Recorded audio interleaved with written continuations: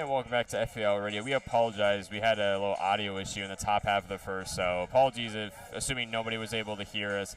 Little summary, Miami took a 1-0 lead as we head to the bottom half of the first off of a sac fly. Jake Ogden, who stole third base coming from second base, went home. Cuvette was, fly out to center field, so that scored 1 run for Miami, and then Zach Kilby was able to strike out Derek Williams just a few minutes ago. So we are now in the bottom half of the second. FAU up to bat. It's the leadoff man, Marshall Lipsy, in the box for the Owls.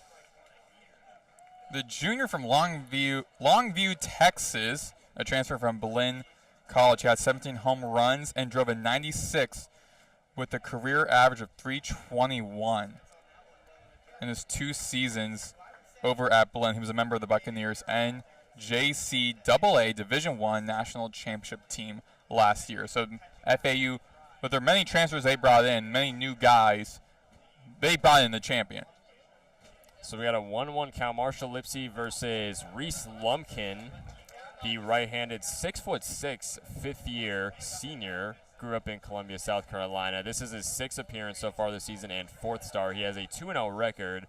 He last pitched about 1 inning at UCF on March 11th, as we got the 1-2 now. Lipsy up to bat.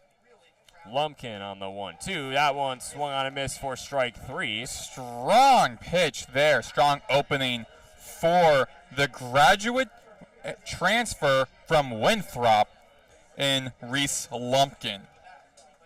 So disappointing start, obviously, for Marshall Lipsy, who is making his 19th start so far here tonight, 20th game played.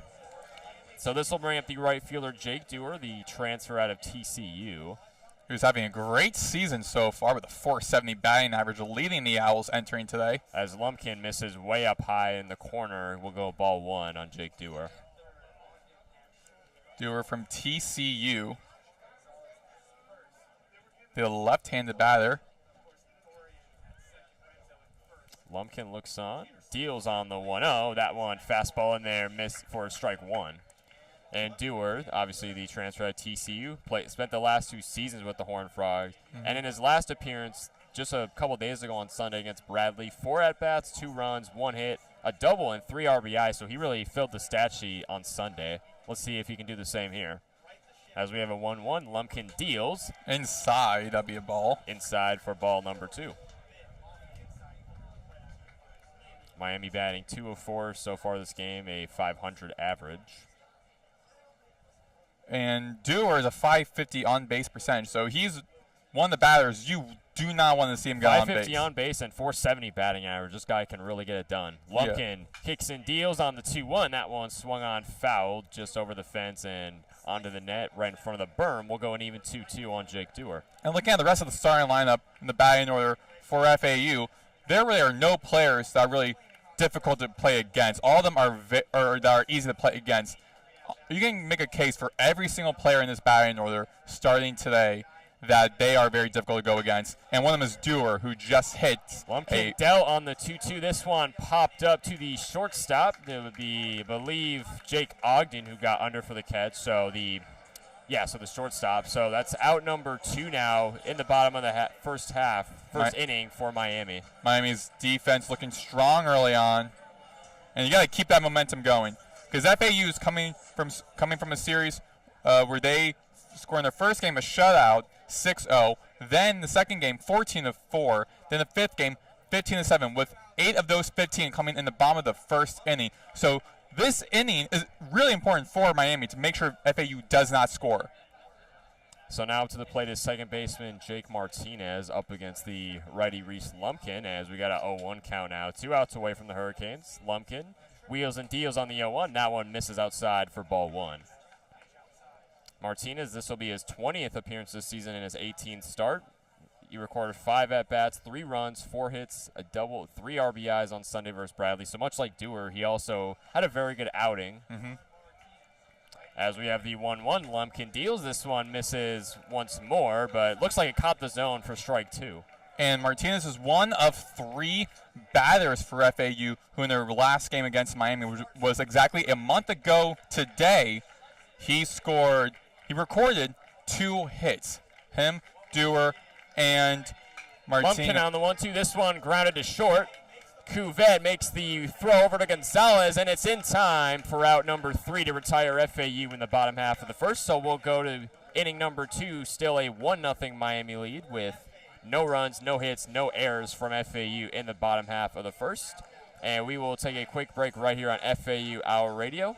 1-0 Hurricanes here in Boca Raton.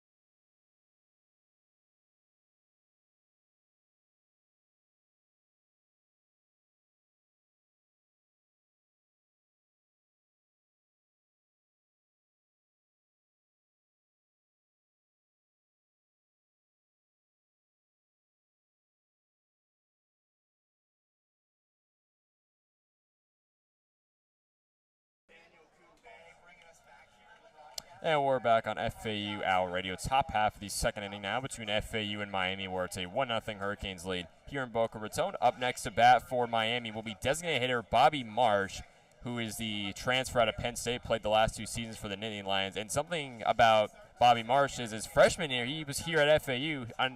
Now, he redshirted that year, so he didn't really play. But he didn't see any action, but just for this series between these two programs, this history they have with one another, that is a little bit different side of it. Typically, it's like players going to this program, okay, here's a team we're going to be usually playing against 3 times per season, but very rare would you have one of your players transfer to the other team in that whole series and that whole history between those two programs.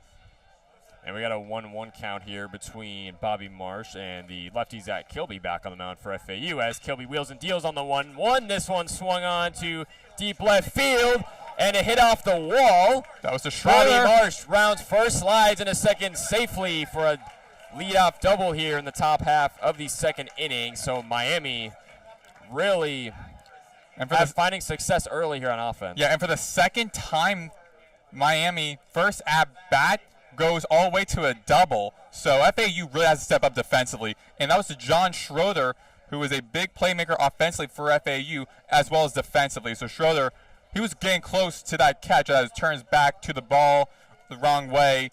Didn't see it, wasn't able to catch it. So he has to improve on that this game. So now it'll be the catcher Tanner Smith, the right-handed batter, up into the box as the first pitch is bunted on right over to Zach Kilby, but he makes the throw over to Jake Millen at first base for the first out of the inning, while Bobby Marsh tags third base. So runner in scoring territory for Miami here, but 1 out away from FAU.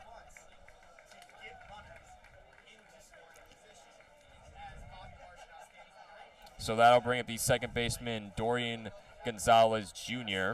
His father played baseball played baseball for the Hurricanes from 94 to 96 as they made the World Series all 3 years. Mm-hmm. Yeah, that was a check swing by Gonzalez Jr., and he is a .481 with runners in scoring position. So another batter you do not want to be going against for Miami. Definitely not. 22nd appearance so far this season for Dorian Gonzalez Jr. as the second pitch is in there for strike 1. We'll go 1-1 with Dorian Gonzalez versus Zach Kilby. There's 1 strikeout so far on the day. This pitch is swung on, absolutely blasted to right field, and you can forget about that one. Dorian Gonzalez Jr. with a 2-run shot here in the top half of the second to make it 3-0 Miami here in Boca Raton. The Hurricanes offense is really finding success here in enemy territory. And that's how you open the top of the second inning with a 2-run home run. That had the height, that had the distance. Basically MLB ballparks. That was an MLB hit right there, Nathan.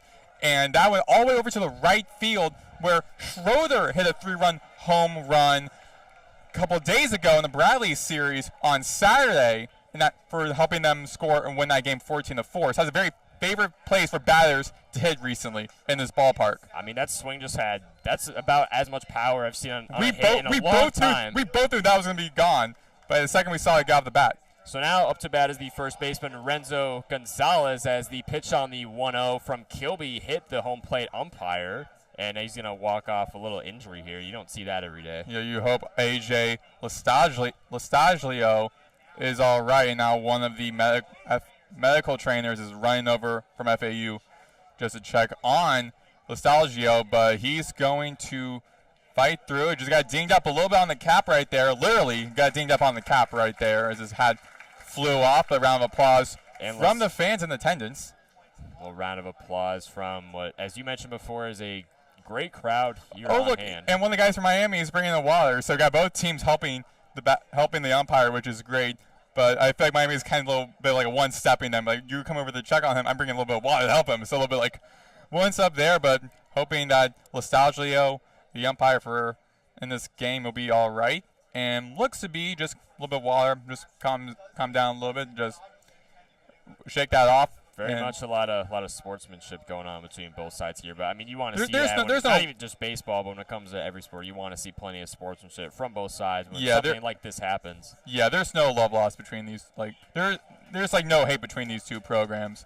I mean, there's much respect between these both programs. Miami's a very historic baseball program, and FAU has a very good resume as well in the postseason and reaching the NCAA tournament as well. So things have been sorted out. Lastaglio luckily is okay. Takes his post back behind the catcher at home plate, and we'll go a 2-0 between Gonzalez and Kilby as this pitch is in there for strike one. So it's a 2-1 between Renzo Gonzalez and Zach Kilby. Nobody on for Miami. 1 out away for FAU. Kilby deals on the 2-1. That one swung on, fouled over the stadium on the left side. We'll go an even 2-2. And this will be the 15th appearance for Gonzalez this season, 5th start. In his last game against Wake Forest on Sunday, had 1 run, 2 hits, and was walked in 3 total at-bats.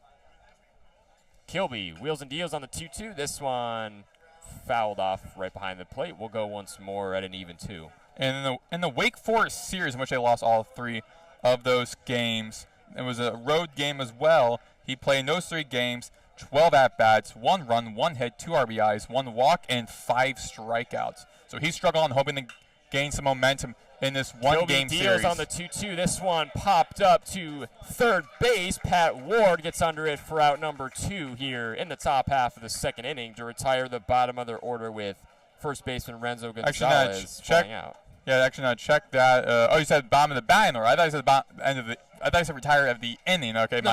My bad on that, because I was going to say there's one more out left. So that'll flip the batting order for Miami here, and it'll be shortstop Jake Ogden back on the dish for the Hurricanes. As he's recorded already 1 hit, 1 run so far here today. As Kilby deals to Ogden, this one swung on, fouled over the stadium. We'll go in 0-1. Still nobody on for Miami here in the top half of the second. 2 outs away from FAU.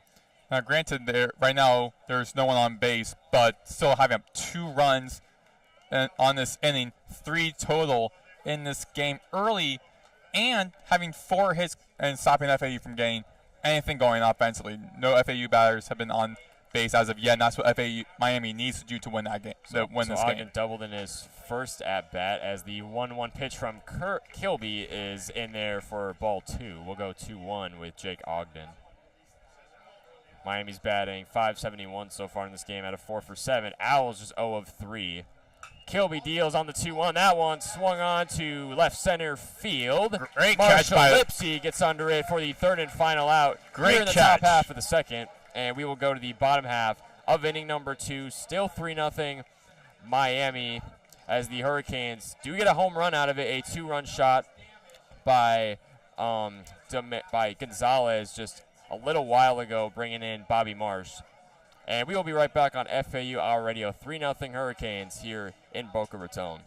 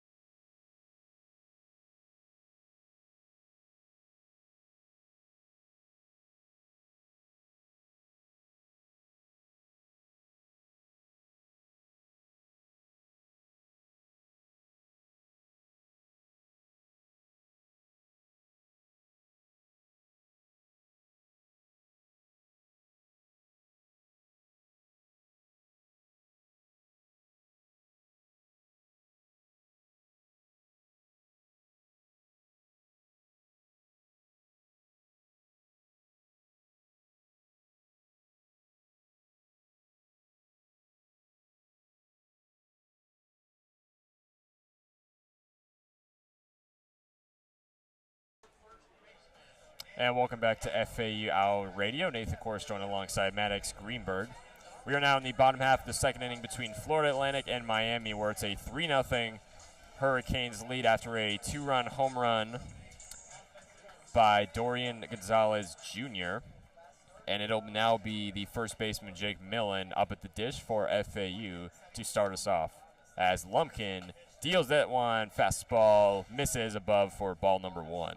And Millen this season is having a great season right now. 253 batting average, 75 at bats, 20 runs, 19 hits, 6 doubles, 3 home runs, 17 RBI. He's having a great season, and the 383 on base percentage. On the 1-0, that one misses high for ball 2, so 2 balls, no strikes.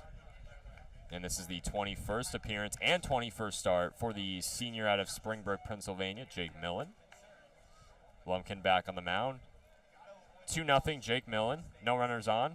Lumpkin deals on the 2-0. That one swung on foul onto the net. We'll go at a 2-1. And during the Bradley series, he had 11 at-bats, 2 runs, 1 hit, 1 RBI, got walked 3 times, and stole base 1. So he also had a very impactful offensively for FAU in their scoring. And that included 4 at-bats, just 1 run on Sunday against Bradley.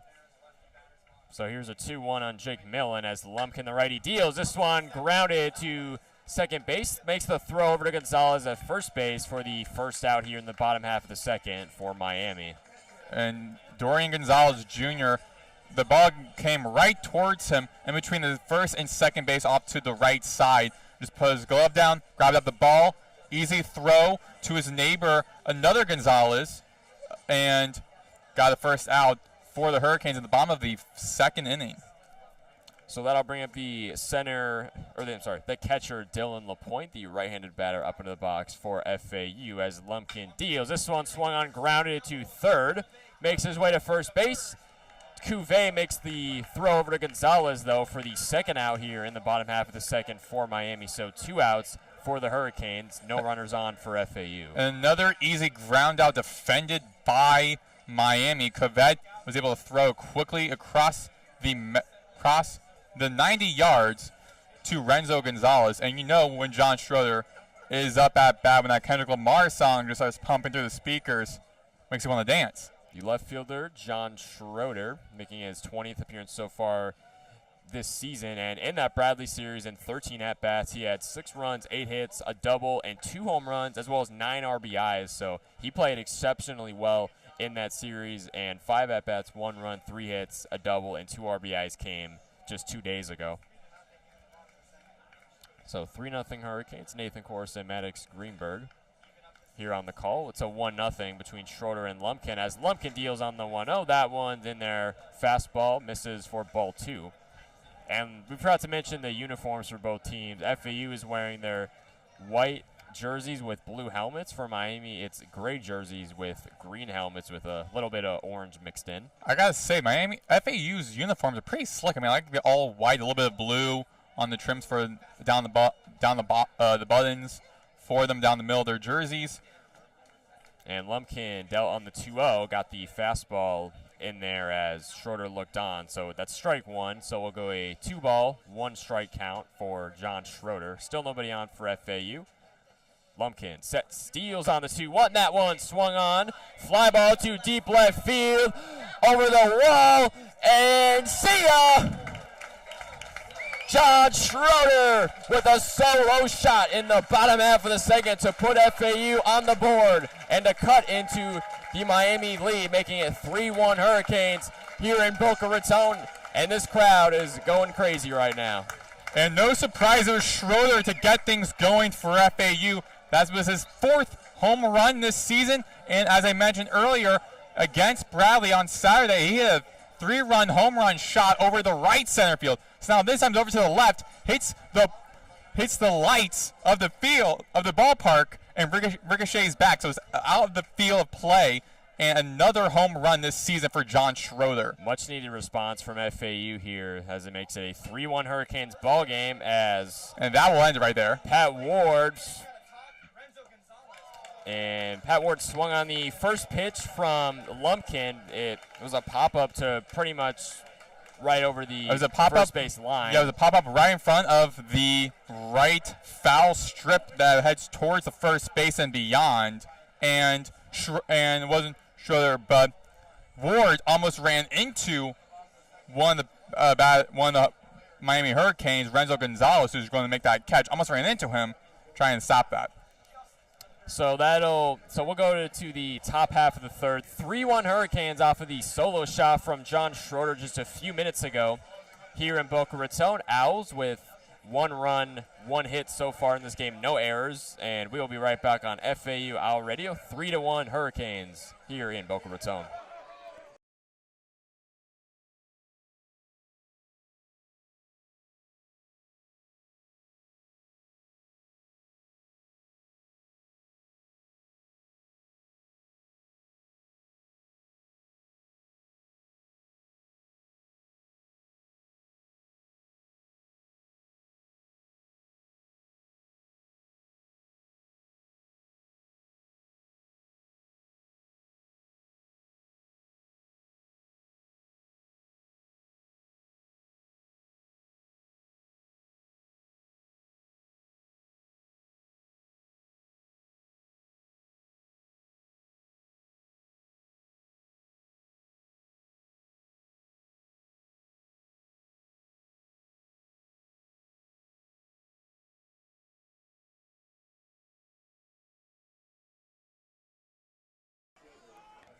Welcome back to FAU Owl Radio on YouTube. Maddox Greenberg, Nathan Korst here at the top of the 3rd inning.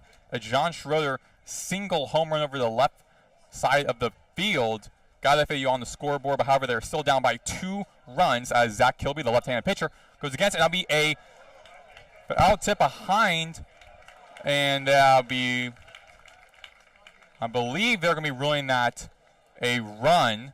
The ball was a short hit, looked like somewhat of like a bunt right in front of the home plate, and Fabio Peralta, the center fielder for Miami, was able to make it to base at first. And this for Miami. This Miami offense has been so explosive today. They just continue to find ways to at least just get on base.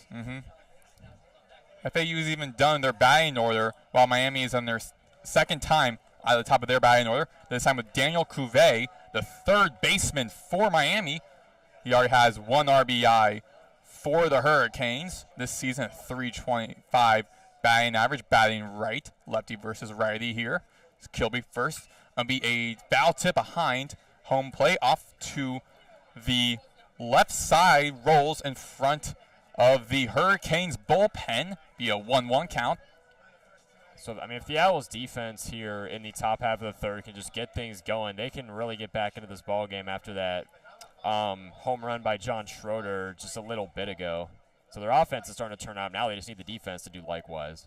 Correct. And Kilby, that'll be a ball 2-1 count. That was just a little bit downstairs in these of the zone. Got Peralta at first. Kilby checking first. Throws to Cuvée. 2-2 count.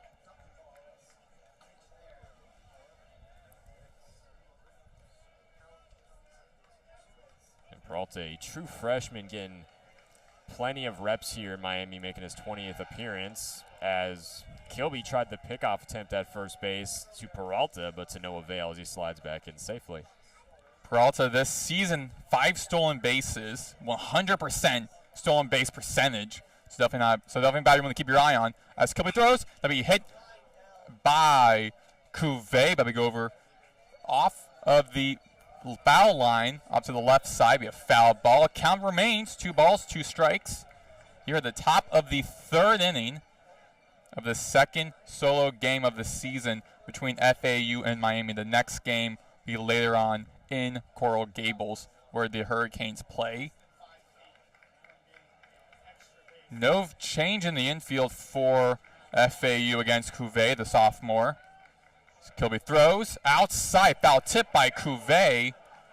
Count remains 2-2. If he didn't swing, that would have been a ball most likely, and would have been a full count. Would be great for Cuvée and the Hurricanes. However, it stays a 2-2 count.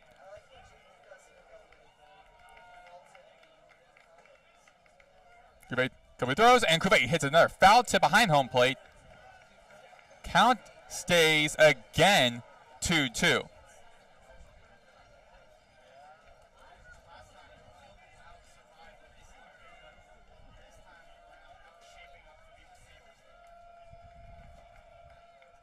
Kilby goes and checks Peralta at first. Kilby's had a couple pickoff attempts so far here tonight, so he's really trying to stay locked in, both in terms of just pitching to the player at home plate and also just trying to check first base and likewise.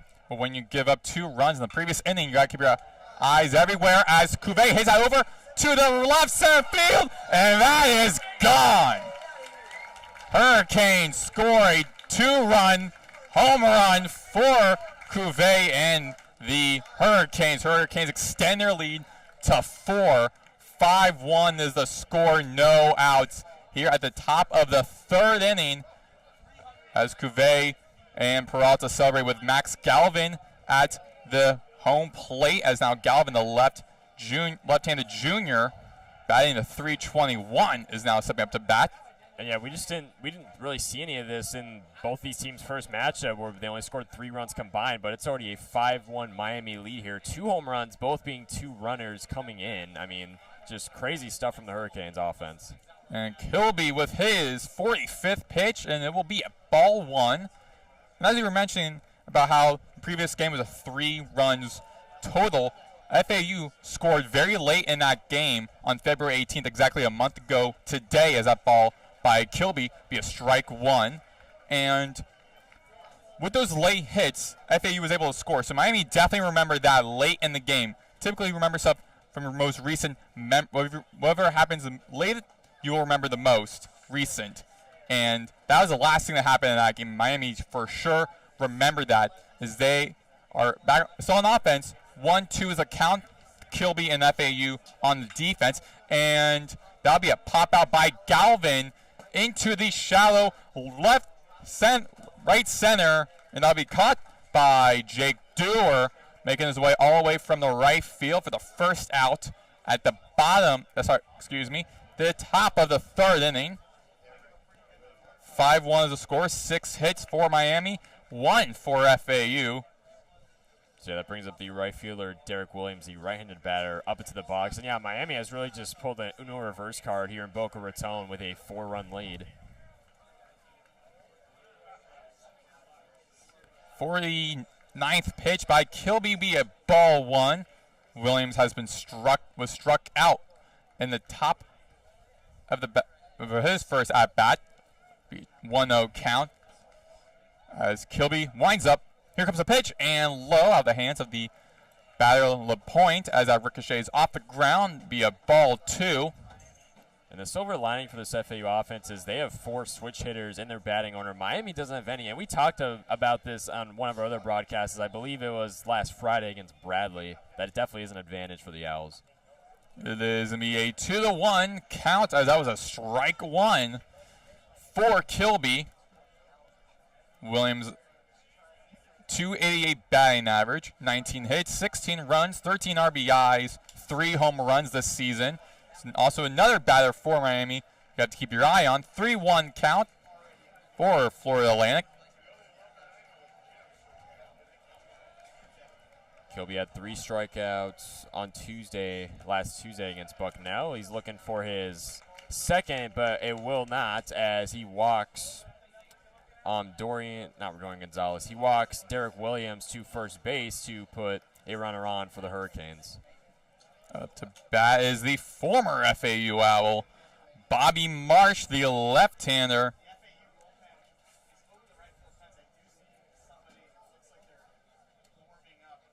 Marsh, the graduate from Belafonte, Pennsylvania, and going against Kilby with a runner on first.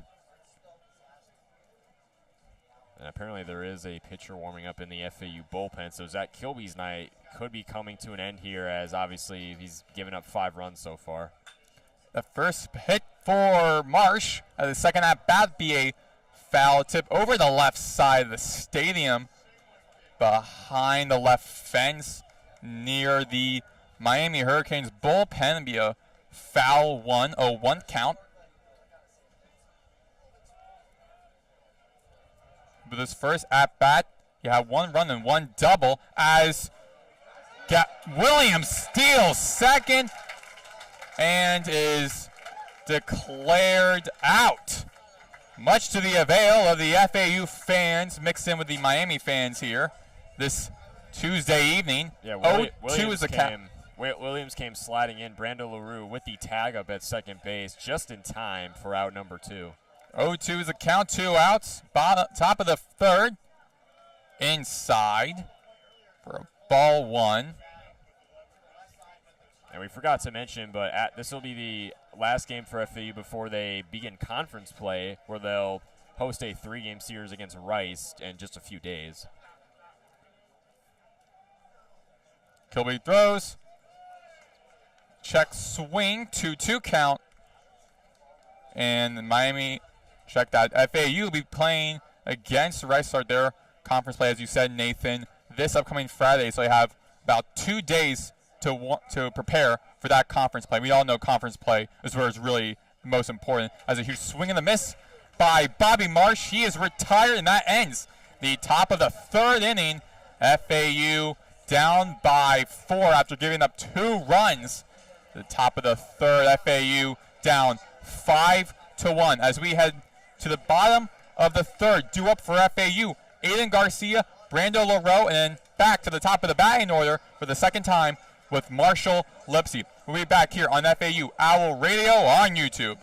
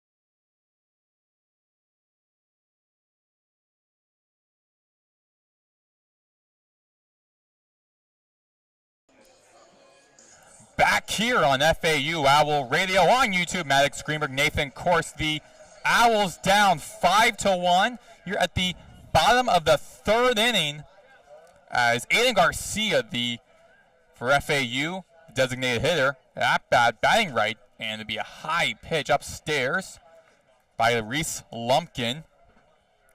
Ball one. And for Garcia, this will be his 15th appearance so far this season. He had 3 at-bats, 2 runs, 2 hits, 2 RBIs on Sunday against Bradley. Lumpkin, a right-handed pitcher, throws just to the right. Be a ball 2.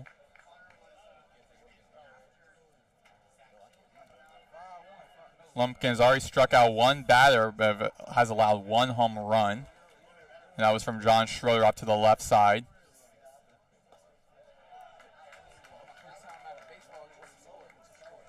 Three balls, no strikes.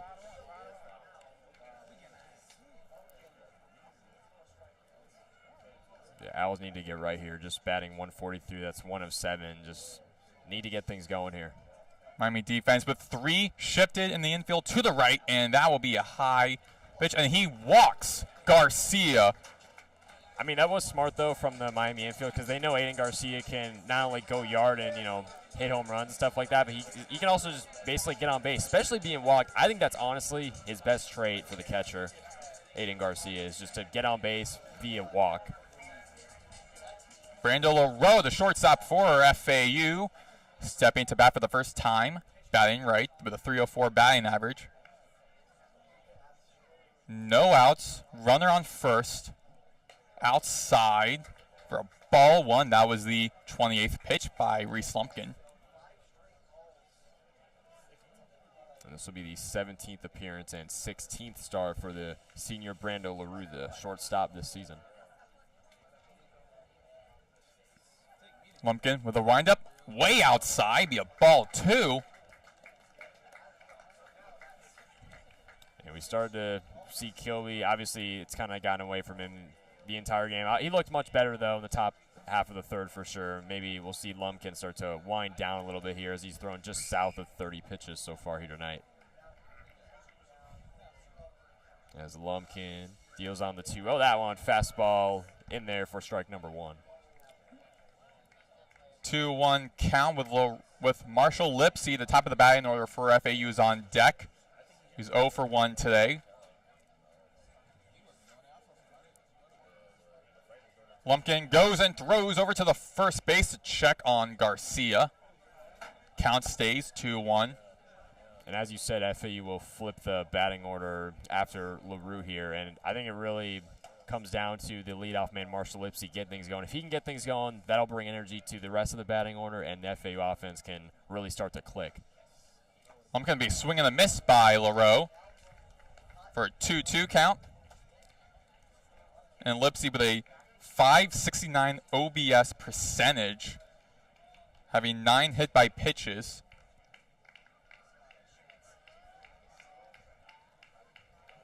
There's so many guys in this offense that can just simply get on base as Lumpkin deals on the 2-2. That one, breaking ball in for ball 3. We'll go a full count between Brando LaRue and Reese Lumpkin. Lipsy, he is tied 9th in the nation in hit by pitches per game, tied 14th in hit by pitches, and 8th in on-base percentage. So get lead batter you don't want to see coming up as the Hurricanes looking for their first recorded out, and he actually strikes out LaRoe. So there's our first out for the Miami defense here at the bottom of the third inning with a runner still at first. Here comes Marshall Lipsy, the center fielder for FAU. So yeah, an unfortunate KL there for the shortstop, Brando LaRue. But as I just mentioned about a minute ago, the center fielder, Marshall Lipsy, the leadoff man, of course, if he can get things going, the rest of this lineup for sure can as well. So not saying all the pressure's on him, but he'll definitely be crucial.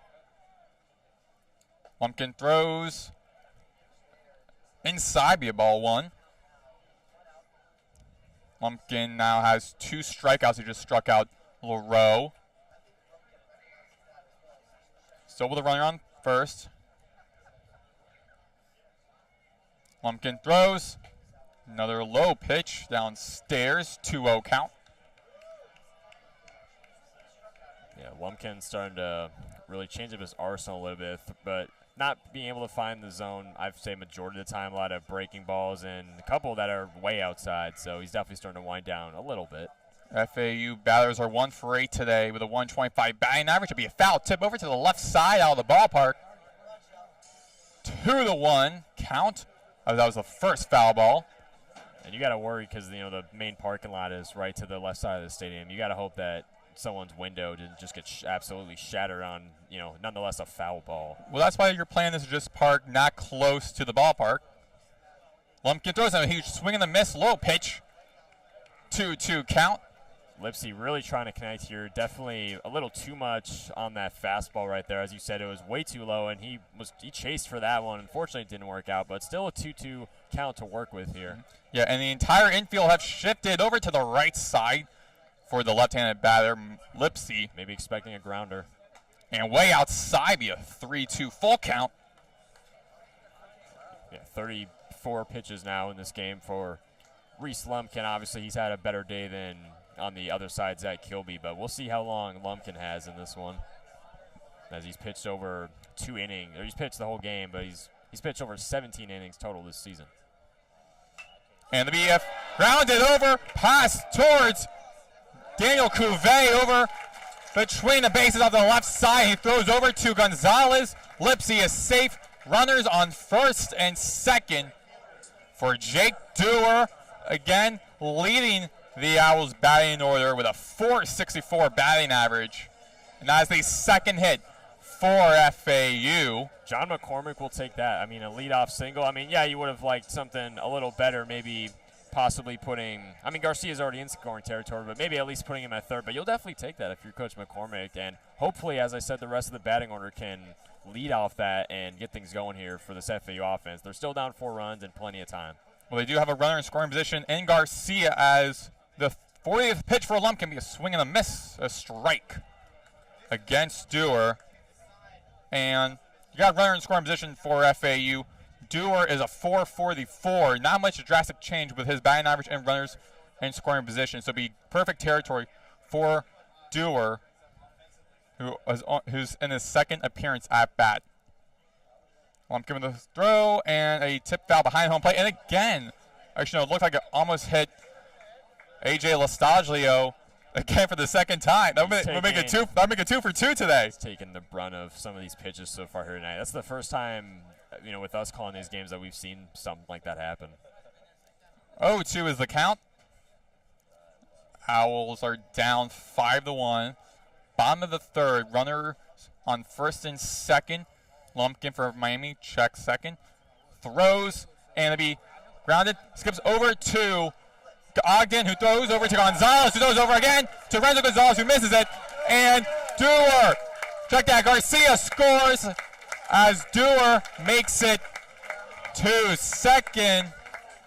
So I guess somewhat of a sac fly there as Marshall Lipsy goes out at second base, but as you say, Aiden Garcia does come home for FAU, making it a 5-2 Hurricanes lead here. And Jake Dewar does make it to first base on a somewhat wild throw as it missed over the head of Gonzalez. Yeah, that'll be in the first error for Miami. And check that, it is a sac hit for Dewar. So Garcia scores. Lipsy's now at second base for FAU. Actually, no, again, check that. Dewar is actually at second. Lipsy was taken out of the game. So now 2 outs, 1-0 count for John Martinez with a .384 batting average, the freshman. And that was also ruled a fielder's choice on Jake Dewar, who's now at second base. Hits over to the left center and missed it. Max Galvin trying to make a catch, couldn't have the warning track.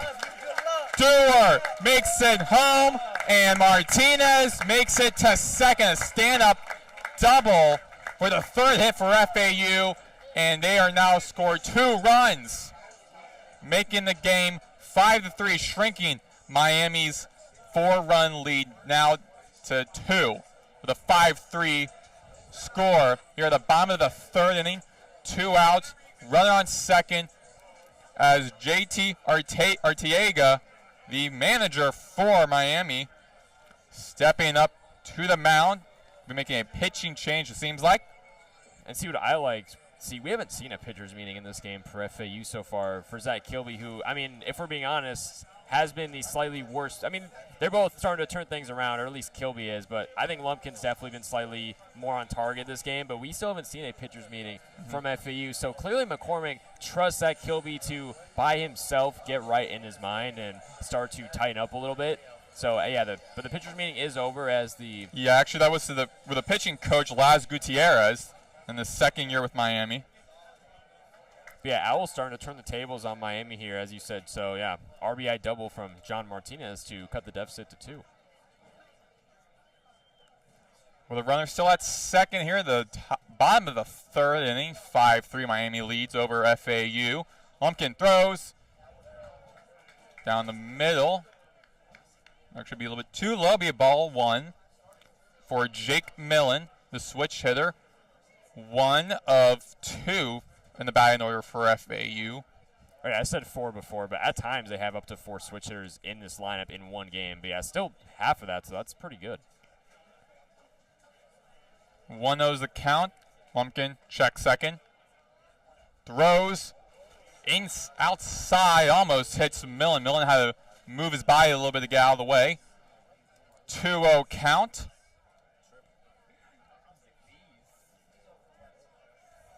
So yeah, 2-0 count. Martinez inching off the bag at second. Lumpkin looks on to second. Check second again. Throws.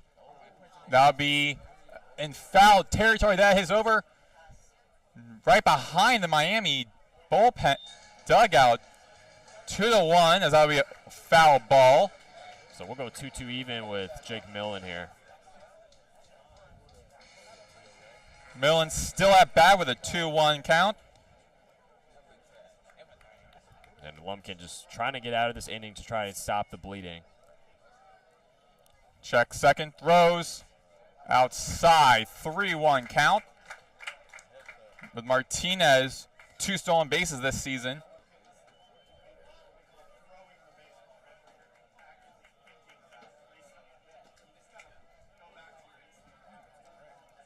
Going to check second again. Lumpkin throws. Millen hits that over to the left center, and that's going to be caught by Fabio Peralta, and he retires the inning, but not before FAU gets on the board. Not once, but twice. 5-3 here on FAU Owl Radio on YouTube. When we return, it will be Tanner Smith, Dorian Gonzalez Jr., and then Renzo Gonzalez at the top of the 4th when we return here on FAU Owl Radio on YouTube.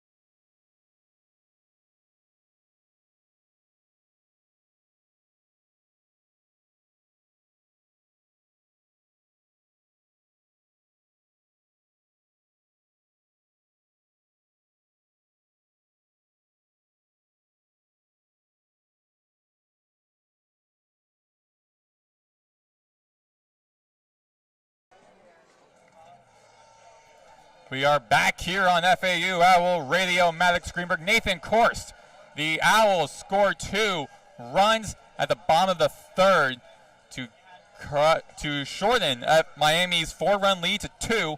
They're still down 5-3 with a pitching change for FAU. Be Braden Ostrander, the right-handed graduate from Melbourne, Florida, against Bradley on the 15th. He had pitched 1 inning, 1 strikeout against 3 batters. Had a small role there, but having a bigger role here as he subs in for the top of the 4th as he's going against Tanner Smith, the right-handed batter. And this will be the 11th appearance for Ostrander so far this season. He's got a 1-0 record on his plate so far. And the veteran in that Owls bullpen. First pitch, high. And it'll be a ball 1, so now way you want to start if you're a pitcher, if you're Braden Ostrander. Yeah, I mean, it's always how you start. It's always how you set the tone for the rest of your time on the mound. So we'll see what Ostrander can muster up here in the top of the 4th. A foul tip off to the right side behind home plate. It's a 1-1 count.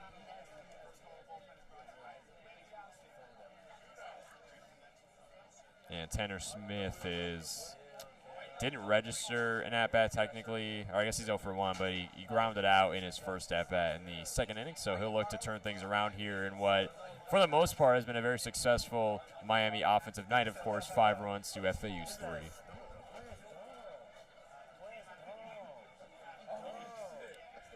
Smith, the catcher, the .283 batting average. Throws down the middle, 1-2 count. No outs. The infield shifts to the left with only Millen on his own island off to the right side.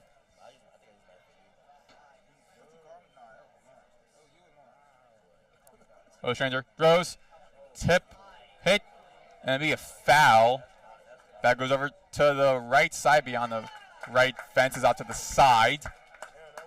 Out number 1 for Smith. And the sun is starting to set here in Boca Raton here at FAU Baseball Stadium, making it a perfect night for some baseball. Nonetheless, a game like this, obviously, Sunshine State rivalry between FAU and Miami for the 2nd time this season. Serving his 5th pitch against Dorian Gonzalez, the 2nd baseman for Miami. Ball 1.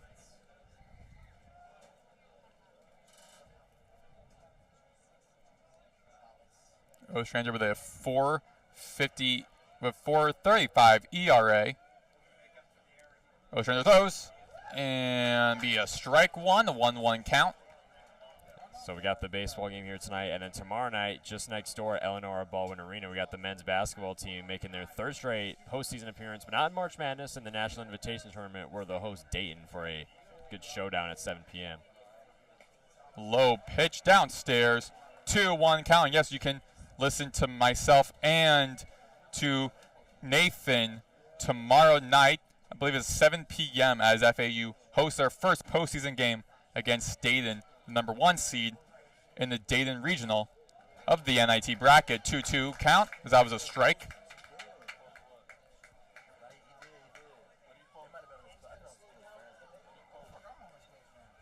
And I'll be interested here to see here if Ostrander can go the same distance Kilby can. I'm going to guess not, because usually the starting pitcher usually does the most, but we'll see. That'll be a huge swing and the miss by Gonzalez Jr. He is out, 2nd out in the first K for Ostrander.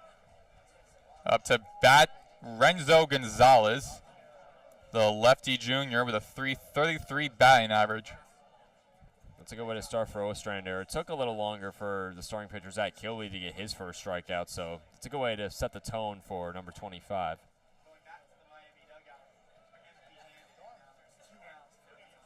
Ostrander throws. Low pitch. Ball 1, 2 outs. No one on base, with bases empty. Miami's up 6-3. Check that, 5-3. Miami does have 6 hits versus FAU's 3. Huge swing and the miss by Gonzalez. 1-2 count. Renzo Gonzalez this season with 2 out. He's .750, so a very dangerous batter to go against. Ostrander throws. Downstairs, 2-1 count.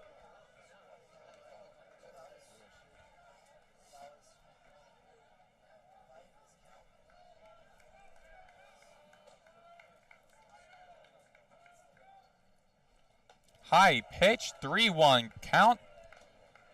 Ostrander hoping to avoid walking his first batter. I mean, yeah, you had that strikeout just a few moments ago, so yeah, definitely don't want things to go wrong here. And he hits over to the center field, be caught by Marshall Lipsy. Had the speed, had the distance, but not enough as Lipsy was able to catch it. And the Hurricanes, for the first time, are scoreless at the top of the 4th inning. When we return, the bottom of the 4th, Dylan LaPointe, then John Schroeder, then Patrick Ward for FAU. When we return here on FAU Owl Radio on YouTube.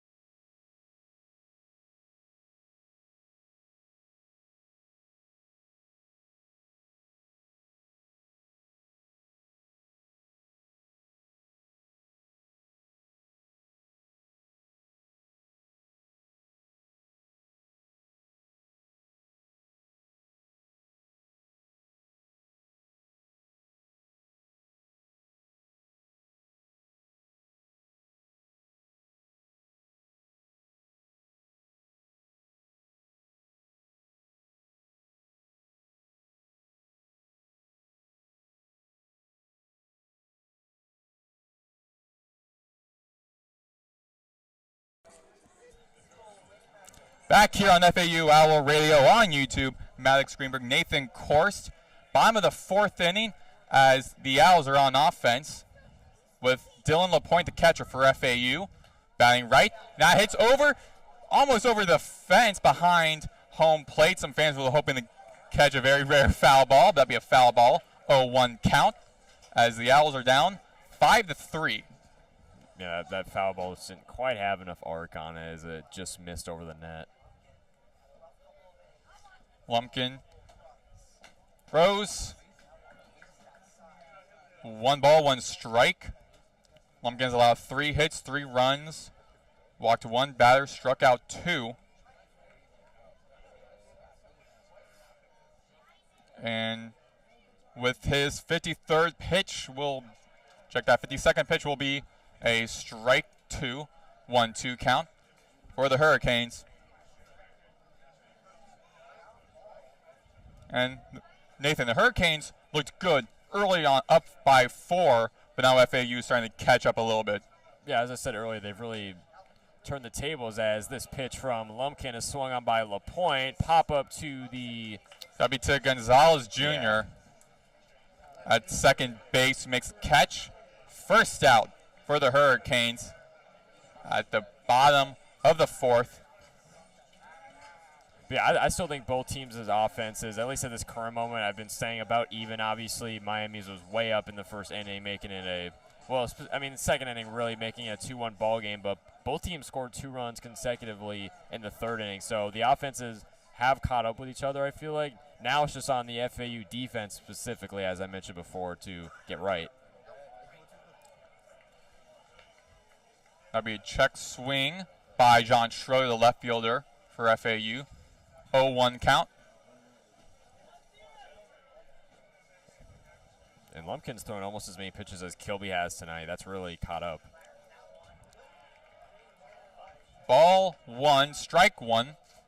Just a little bit downstairs at the strike zone. And we're already about an hour 20 into this ballgame, but it's felt like this game has gone much faster, especially with all the offense being put up from both teams. Lumpkin with a pitch. Outside, 2-1 count.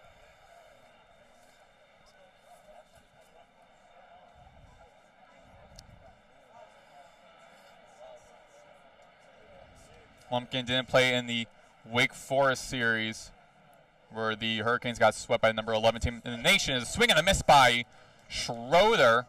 2-2 count.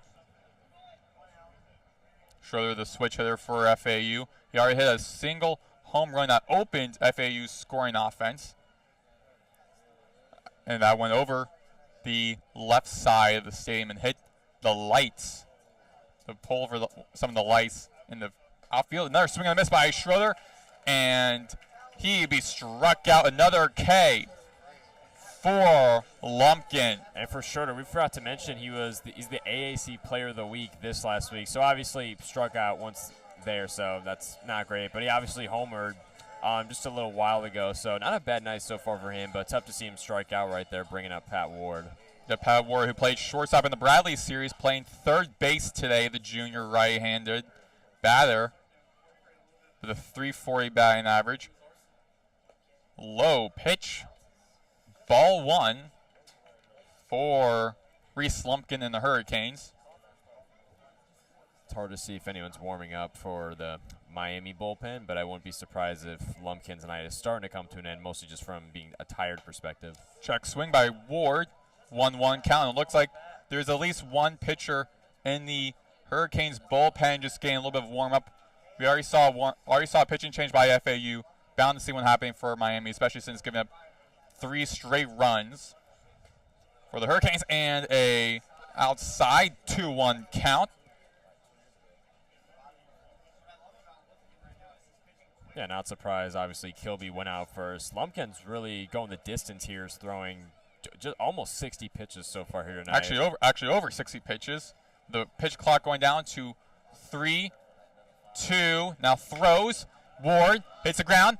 Pops up to Cuvée. At third. Goes across to Renzo Gonzalez. And that takes out Ward. And that ends the bottom of the 4th inning. Ends the 4th inning in total when we return here on FAU Owl Radio. Jake Ogden, then Fabio Peralta, then Daniel Cuvée. The top 3 of the batting order for the Hurricanes when we return here on FAU Owl Radio on YouTube.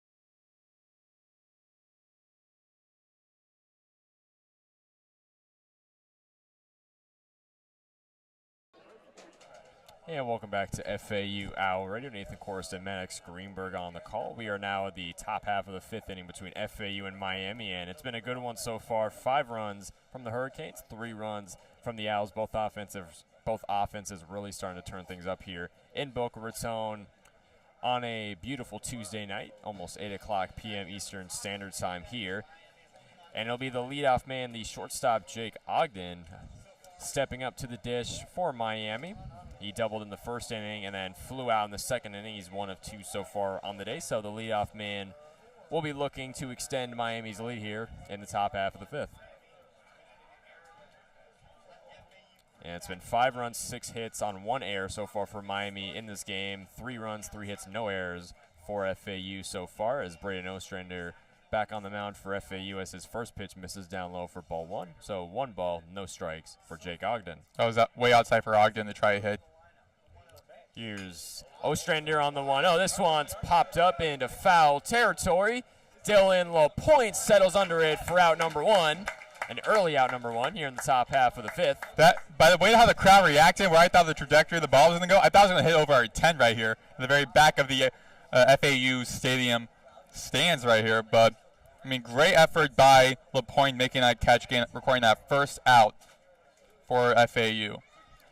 So good from Ostrander to force the pop-up into foul territory to retire the leadoff man, Jake Ogden. That'll bring up the center fielder, Fabio Peralta, as Ostrander deals to him. That'll be a fastball as it's in the dirt for ball 1. And Peralta has batted a perfect 2 of 2 so far today, as he's singled in both of his at-bats in the first and third inning, respectively.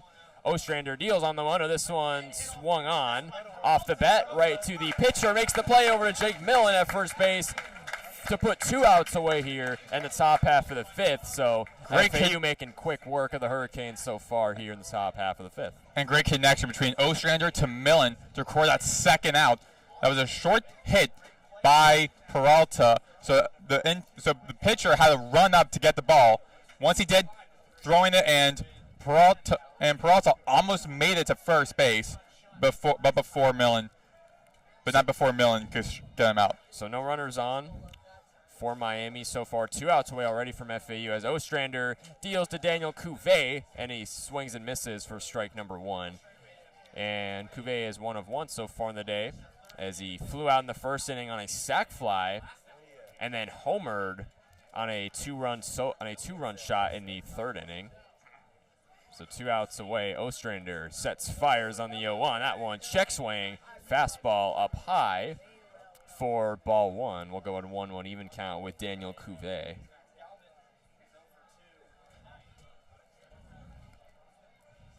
So he's homered 1 so far this game, looking to possibly do it again, try to extend Miami's lead and get their offense right as Ostrander kicks in, deals on the 1-1.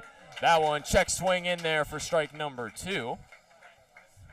So Braden Ostrander having a terrific 5th inning so far here. Yeah, in this Wake Forest series, Peralta played all games, 14 at-bats, 2 runs, 5 hits, 2 doubles, 4 RBIs, 4 strikeouts. So you have also a very impactful player in that series for Miami. Still in the runners on. Ostrander deals on the 1-2. This one belted, grounded to center field, right in front of the glove of Marshall Lipsy, and a nice little single for Daniel Cuvée to finally get Miami on base here in the top half of the 5th, with still 2 outs away from FAU. That was the 7th recorded hit for Miami tonight. And Nathan, the announcer's jinx is alive and well. As you said, no outs.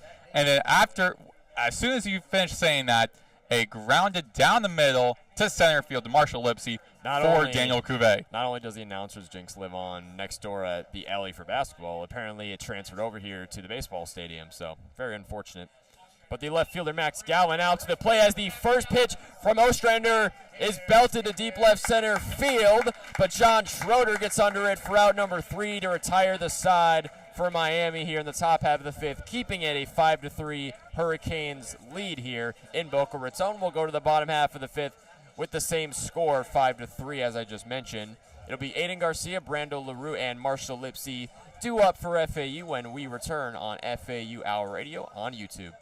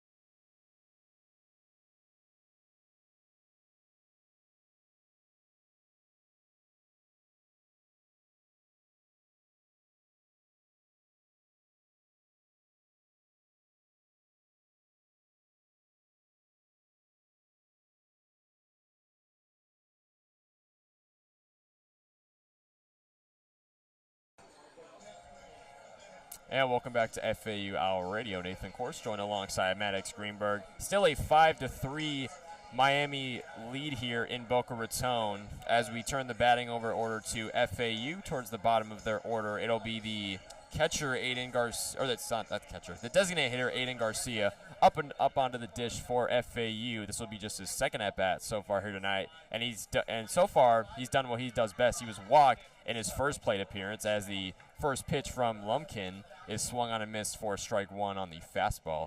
And Lumpkin has thrown just over 60 pitches so far in this game. And we can see over the fence for Miami, they've got what looks like even three pitchers warming up. So Reese Lumpkin tonight, despite not a bad performance so far on the mound. Had a pretty strong start for Lumpkin, but then giving up the past couple innings, giving up 3 total runs, putting FAU into this game, bringing FAU into this game. As Lumpkin misses up high for ball 2, we'll go 2 balls, 1 strike count on Aiden Garcia with no runners on, no outs. Yeah, and so with Lumpkin starting to bring up FAU into the game, giving up 3 straight runs, even though he had started off great, J.D. Ortega, the head coach for Miami, could start seeing enough. So Lumpkin dealt on the 2-2. That one found the zone for strike 2. We'll go with 2-2 even count with the designated hitter Aiden Garcia, as he could look to be walked for a second straight time this game. Lumpkin, the righty, deals on the 2-2. That one, fastball in there, misses for ball 3. So we got a full count for Aiden Garcia. So, I mean, if you're Reese Lumpkin here, Maddox, what are you expecting him to do here on a full count? On a full count, either go really anything, change up, fastball, anything in your arsenal that could throw off Garcia. No outs. Here's the full count from Lumpkin, and this one swung on, fouled over the left net and out of the park. And we'll go once more at a full 3-2 as that one hit into the parking lot for, I believe, the second time this game. The second time. That went further than the first time it went over to the parking lot, so you hope no one parked in, like, the second lane. Cause we walked here, so that's we're good. We're good. Yeah, our radio station's Lumpkin quick walk. steals on the 3-2. This one swung on to deep right field as it drops into the gap, and a leadoff single here in the bottom of the 5th for the designated hitter Aiden Garcia to get on base with a runner on for FAU. And so far, looking at the Miami bullpen, I don't see the head coach J.D. Ortega heading out of the bullpen, heading out of the dugout as of yet. But again, we're still seeing about 3 pitchers for Miami in the bullpen up far to the left side corner. So that'll bring up the bottom of FAU's batting order. It'll be the shortstop Randall LaRue, the right-handed batter, onto the dish against so we got a righty-righty matchup, as Lumpkin's thrown 69 pitches so far in this game. As he deals one to LaRue, that one misses for ball 1. And LaRue, this will be his second plate appearance so far today. He struck out looking in his first at-bat in the 3rd inning. So yeah, you got Aiden Garcia lurking off the bag at first base. 1 runner on for FAU. Still no outs from Miami here, as Lumpkin tries to survive out there on the mound as he sets. Calls time.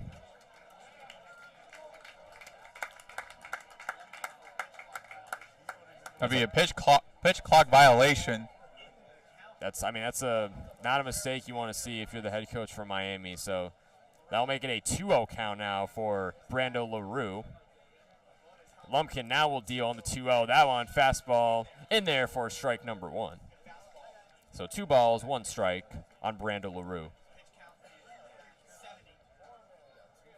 And so 57 at-bats so far for the shortstop so far this season. 17 hits, 9 runs, 11 RBIs. Has been walked 7 times as the 2-1 is in there, swung on for miss for strike number 2. We got a 2-2 even count on Brando LaRue. Aiden Garcia still on first. And that was an outside pitch, so LaRue just didn't have to swing, and he would have gotten the ball, got up 3-1, but now because he did 2-2. Chased it. Lumpkin on the 2-2. This one swung on, grounded to third. Play made over.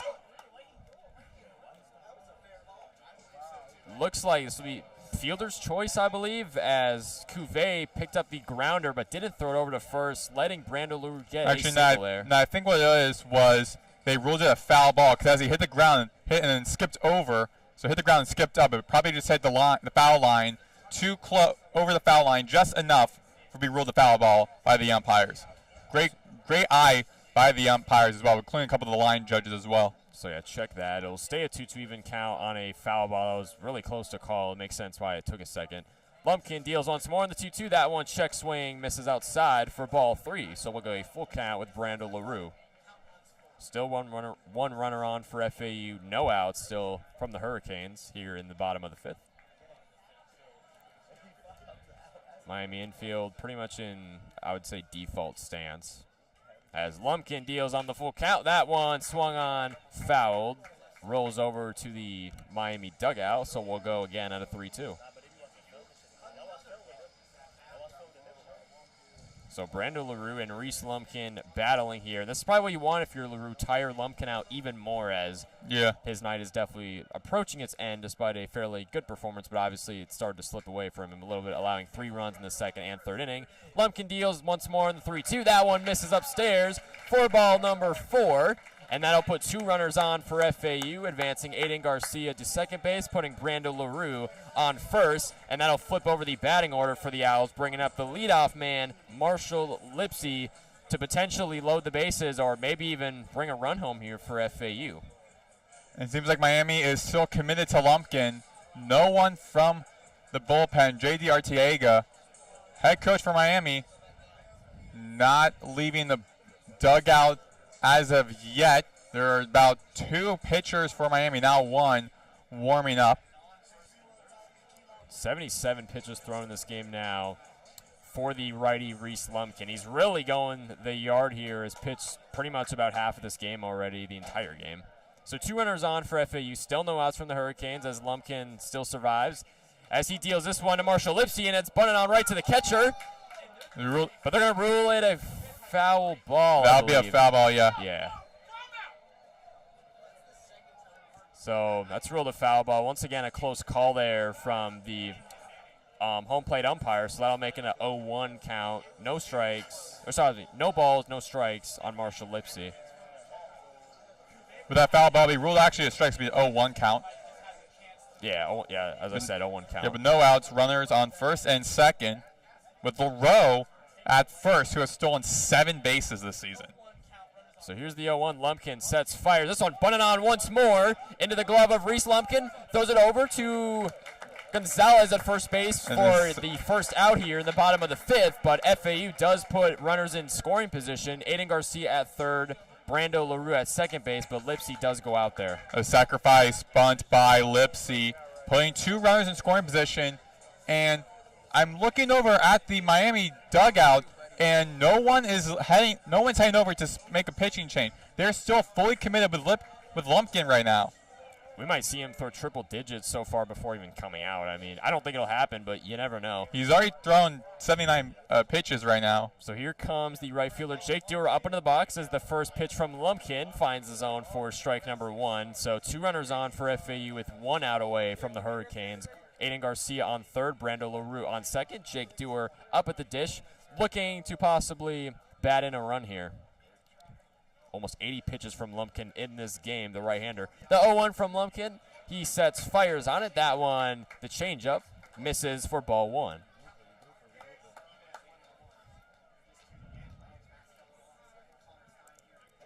And the Owls have kind of just lacked a little consistency in offense, despite obviously the 3 runs, because you got Dewar, who hasn't recorded a hit so far here today, as Lumpkin deals on the 1-1. This one swung on, fouled over the stadium and into the parking lot for a 3rd time this game. But yeah, you got Dewar, who hasn't recorded a hit. Martinez, who's up next, has recorded a hit. And then Millen, LaPointe, the next 2 batters, haven't. So, I mean, Owls just looking to find consistency throughout this entire batting lineup. Yeah, and with 2 runners in scoring position, Dewar is 429 with runners in scoring position. So, again, another great batter to have. If you're FAU. Lumpkin deals on the 1-2. This one swung on, belted to center field, but Peralta got under it for out number 2. But Aiden Garcia will come home for FAU, so there's a sac fly there from Jake Dewar to bring a runner home for the Owls, cutting the deficit down to 1. 5 runs for Miami, 4 runs now for FAU here in Boca Raton, 2 outs away from the Hurricanes. And Brando LaRue stays on second. And LaRue still with 7 stolen base attempts. So 5-4 Miami Owls are knocking on the doorstep as Lumpkin deals to John Martinez. This one swung on and missed for strike number 1. 1 on for FAU, 2 outs from the Hurricanes. Owls now with 4 runs, 4 hits in this game, no errors.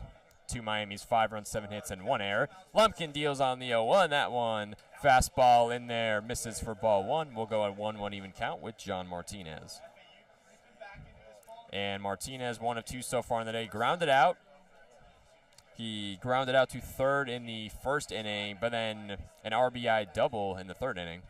Lumpkin deals on the 1-1. That one, fastball, swung on and missed for strike 2. And Nathan, they were down by 4. Now they are down by 1. The tie, the lead is within their grasp as they have a runner on second who is in scoring position.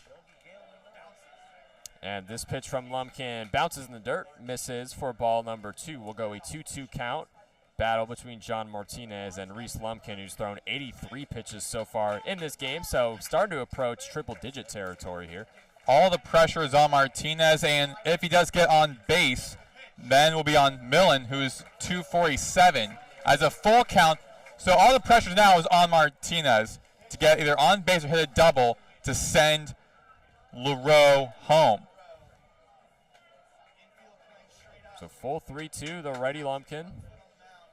84 pitches so far tonight as he kicks, deals on the full count, and he misses for ball number 4 to put John Martinez at first base. Brandon LaRue still on second. 2 runners on now for FAU. 2 outs away from Miami. Owls could try to take the lead here in the bottom of the 5th. And here comes the head coach for Miami, J.D. Arteaga, who is walking to the infield to speak to his pitcher, making a pitching change for Miami.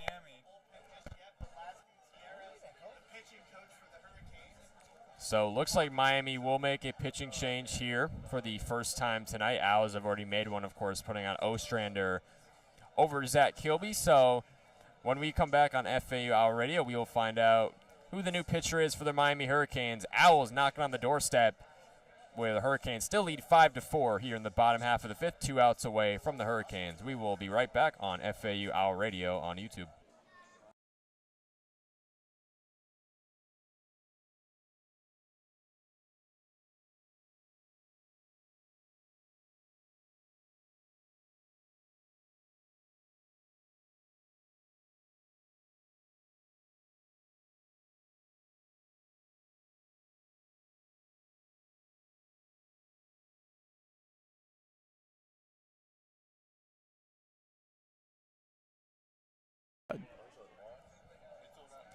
All right, so we're back on FAL Radio, so check that. No pitching change for Miami as the pitching coach came out and not the head coach. Usually the head coach comes out for something like that as the first pitch from Lumpkin dealing to Jake Millen is swung on a foul behind the stadium. We'll go in a 1 for the first baseman, Jake Millen. But, yeah, Reese Lumpkin's still out there having thrown 89 pitches so far in this game. He is going the distance tonight.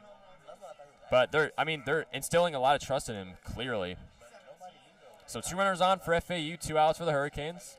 0-1 count for Millen. Lumpkin sets, fires. That one grounded to first base.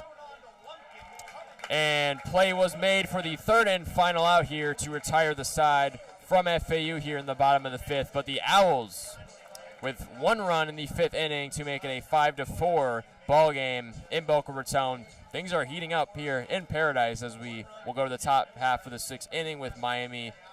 On offense, it'll be Williams, Marsh, and Smith due up for the Hurricanes when we return on FAU Owl Radio on YouTube.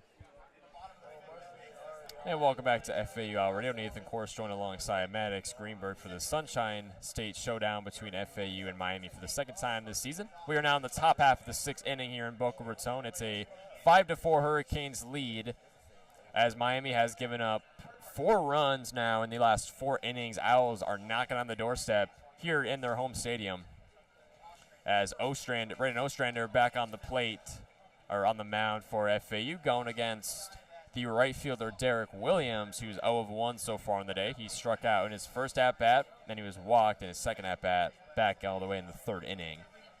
So no runners on and no outs here in the top half of the 6th. 0-1 count. Ostrander, righty, deals. This one misses outside for ball 1.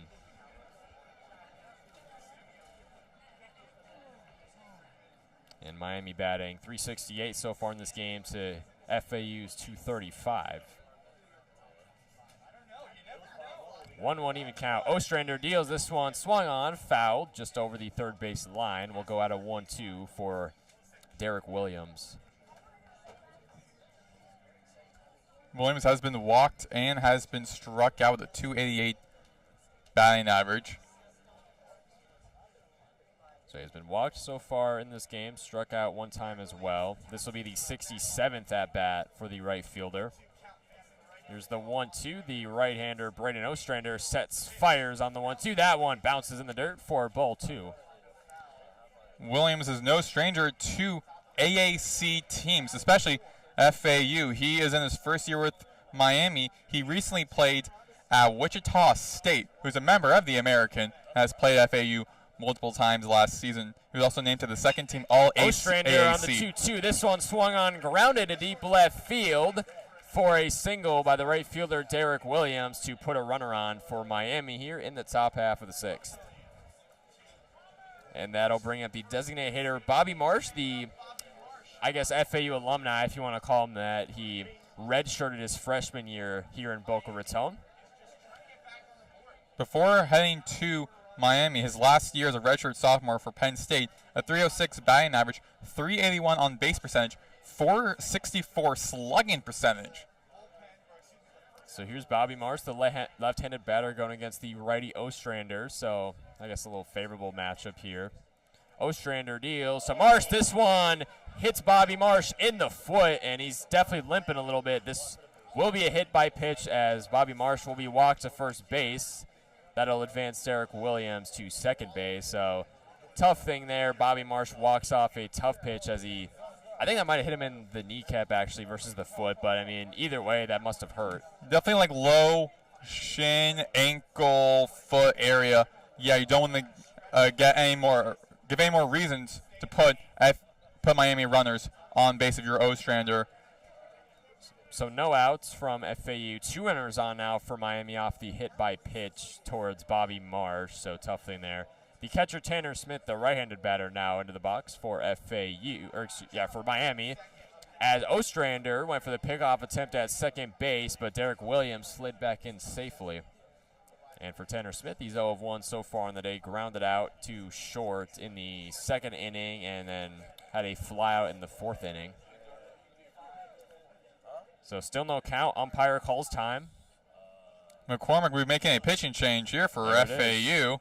So even though Lumpkin is still technically in the game for Miami, this will be the second pitching change third pitcher for FAU, and yeah, Miami with Reese Lumpkin still out there. He has played the entire game so far. So Owls will make their second pitching change of the game. First it was Zach Kilby, then it was Brayden Ostrander. Now we will see who the third pitcher is for FAU. When we return on FAU Owl Radio, top half of the 6th inning, Miami still leading 5-4 over FAU with no outs away. We will be right back on FAU Owl Radio here on YouTube.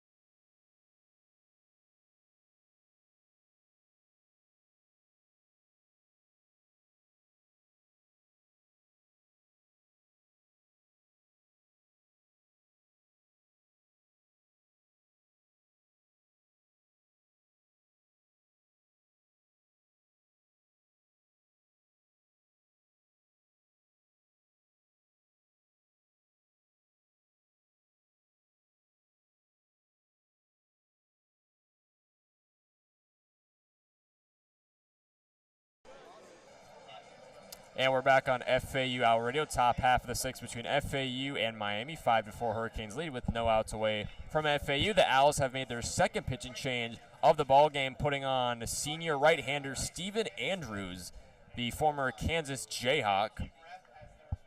So played multiple seasons up in Kansas. So Andrews now on the mound for FAU, going up against Tanner Smith.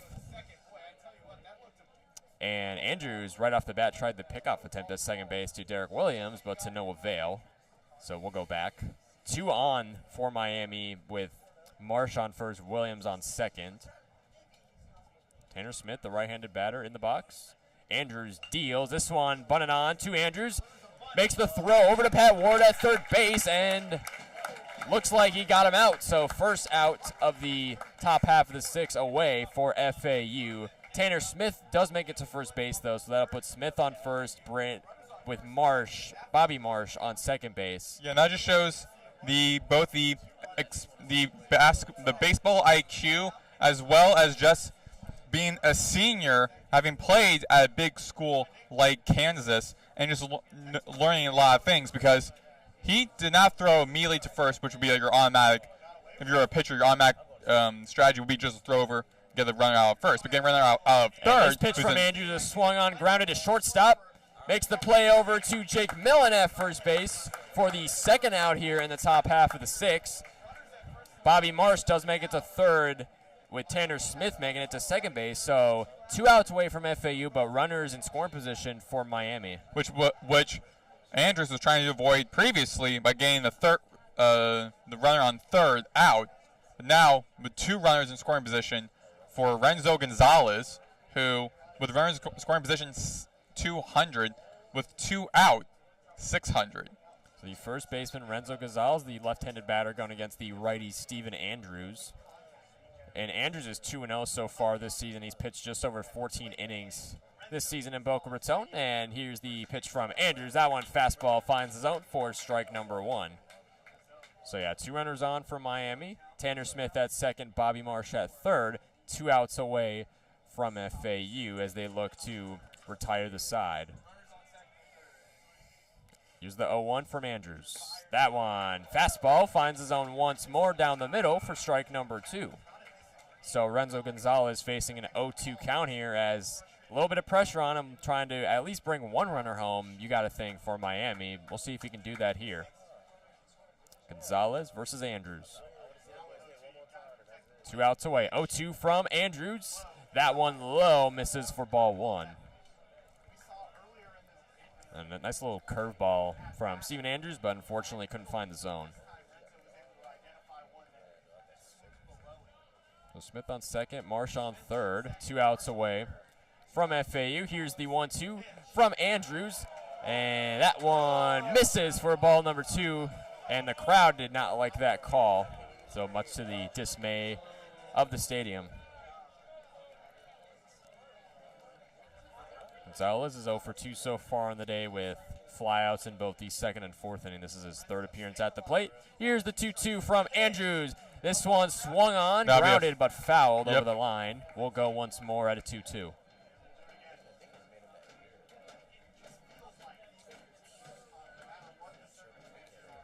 And obviously Miami came out swinging in the first inning, or the first 2 innings really, of this game on the offensive side. But FAU has very much matched that, as it is now going back and forth. 5-4 lead for Miami still. Here's the 2-2 from Andrews. This one, check swing in there for strike 3 to retire the side here in the top half of the sixth. Steven Andrews put together a nice at-bat battle with Renzo Gonzalez to put things, or keep it a 5-4 ball game here in the top half of the sixth. And we'll go to the bottom of the sixth. FAU back up to bat. It'll be Dylan LaPointe, John Schroeder, and Pat Ward due up for the Owls when we return on FAU Owl Radio here on YouTube. 5-4 Hurricanes lead in Boca Raton.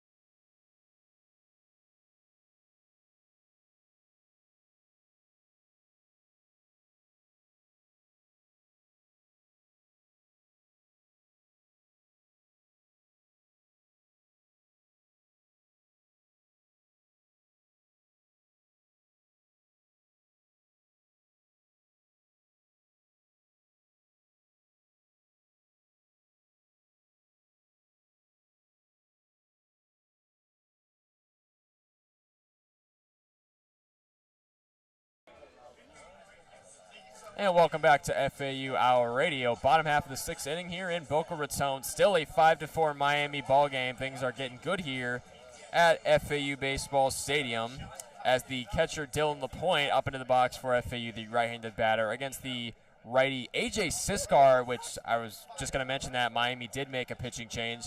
True freshman AJ Siskar, the right-handed pitcher, grew up in Weston, Florida. This will be his 10th appearance this season, so double digits.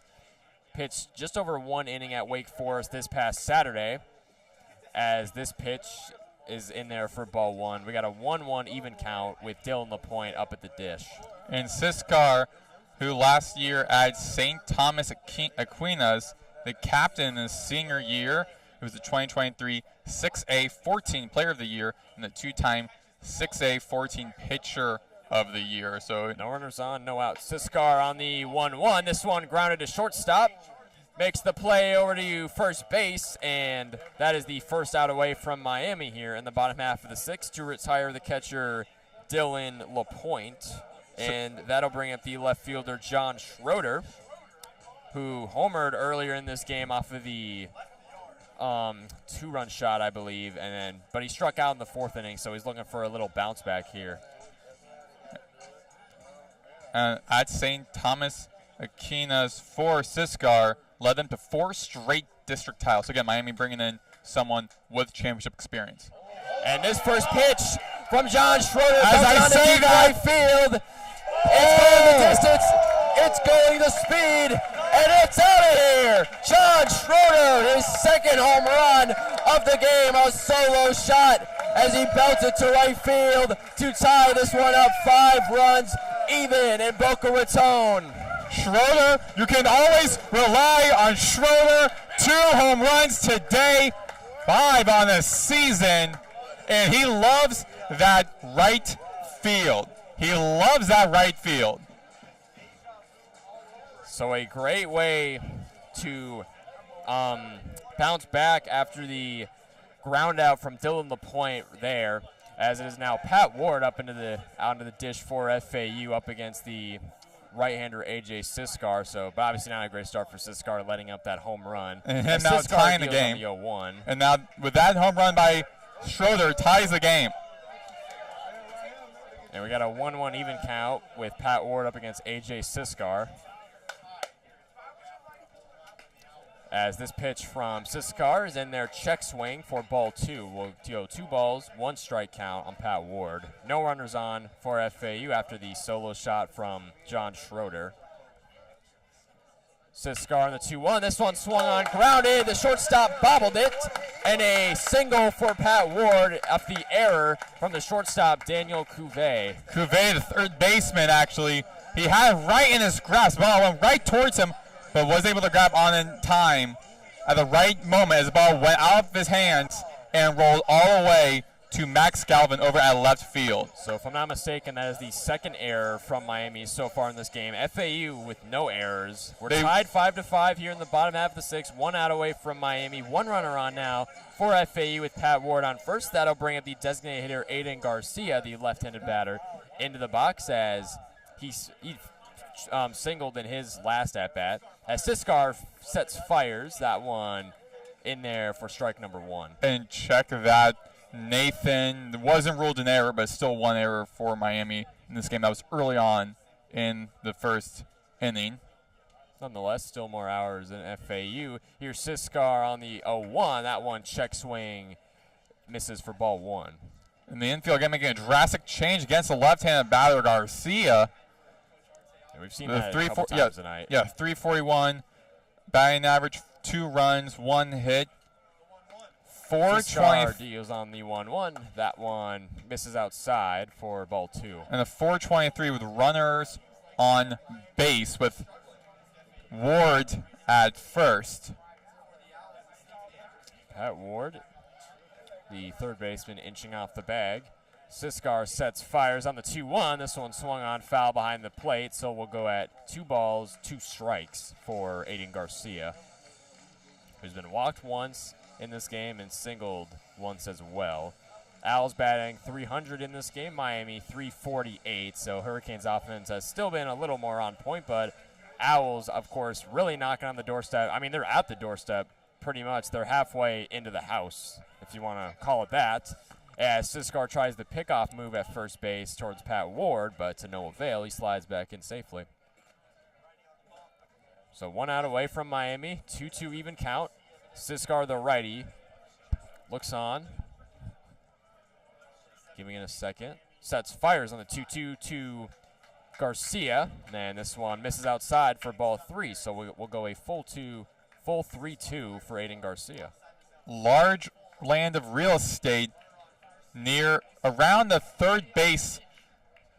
Siskar on the full count, got Garcia to swing on the fastball down low for strike number 2. Miami puts 2 away so far here in the bottom half of the 6th to retire the designated hitter Aiden Garcia. And that'll bring up the bottom of the order for FAU with the shortstop Brando LaRue, the right-handed batter, up into the box for FAU, the senior. He's 0 of 1 so far in the day. Struck out looking in the 3rd inning and was walked in inning number 5. Pat Ward still inching off the bag at first as Siskar deals the first one to Brando LaRue. That one, fastball in there for strike 1. As Miami looks to get out of the inning.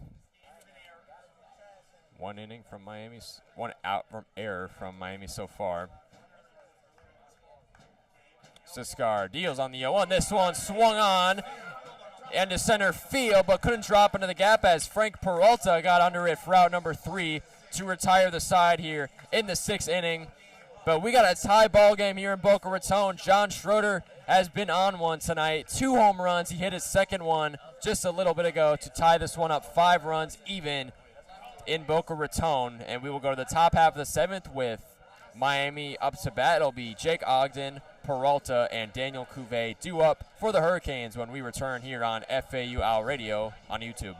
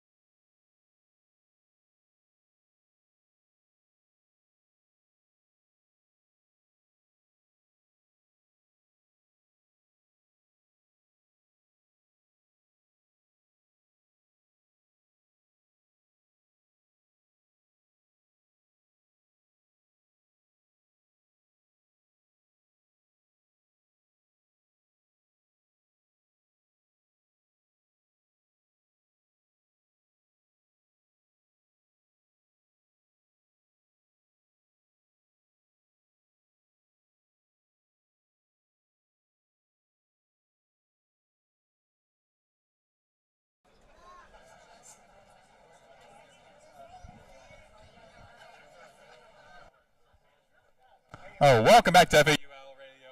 I am Maddox Greenberg, with joining alongside me Nathan Korst, Stephen Andrews for FAU on the pitching mound, and the first pitch here at the top of the 7th is a strike 1, going against Jake Ogden, the shortstop for Miami. Game tied 5 apiece.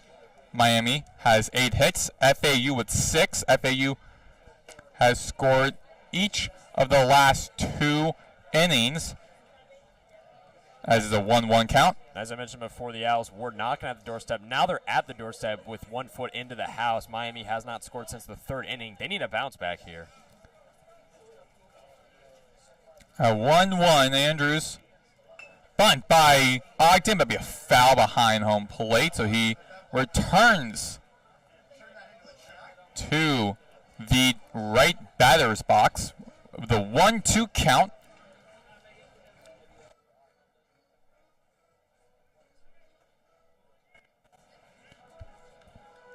So yeah, 1-2 count between Jake Ogden and Stephen Andrews here, with nobody on, no outs away here in the top half of the 7th.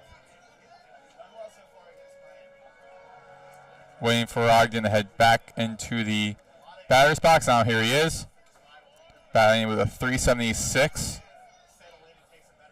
He had a double to start things off the game as he hits a foul and goes right behind the top row. That foul ball went behind the stadium, so fan in the top row almost caught it, but it went right over his hand. So we'll go to 1-2 between Jake Ogden and Steven Andrews. Righty versus righty with 7 on the pitch clock. Swinging the foul tip behind home plate. Rolls off to the left side. Remains 1-2.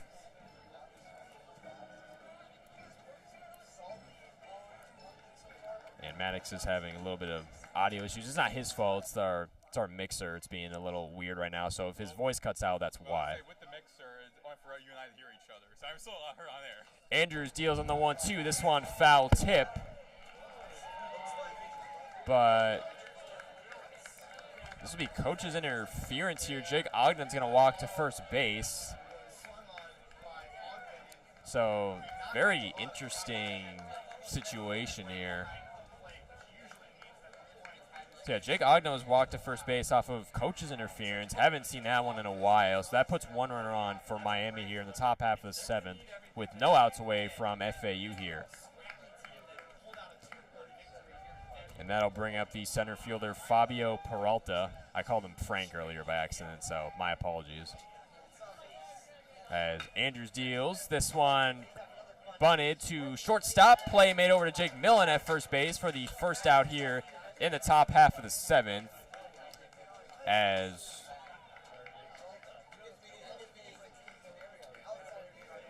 Daniel Cuvée stepping up to the batter's box. So Jake Ogden stayed at second. And here comes the pitching coach for FAU, Jordan Bachman.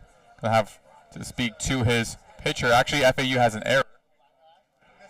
So we're not going to try to make the same mistake we did earlier. So it's not the head coach; it's a pitching error coming out. Correct. Meaning it's not a pitching change, which is a little confusing. Yeah. But He's just speaking to.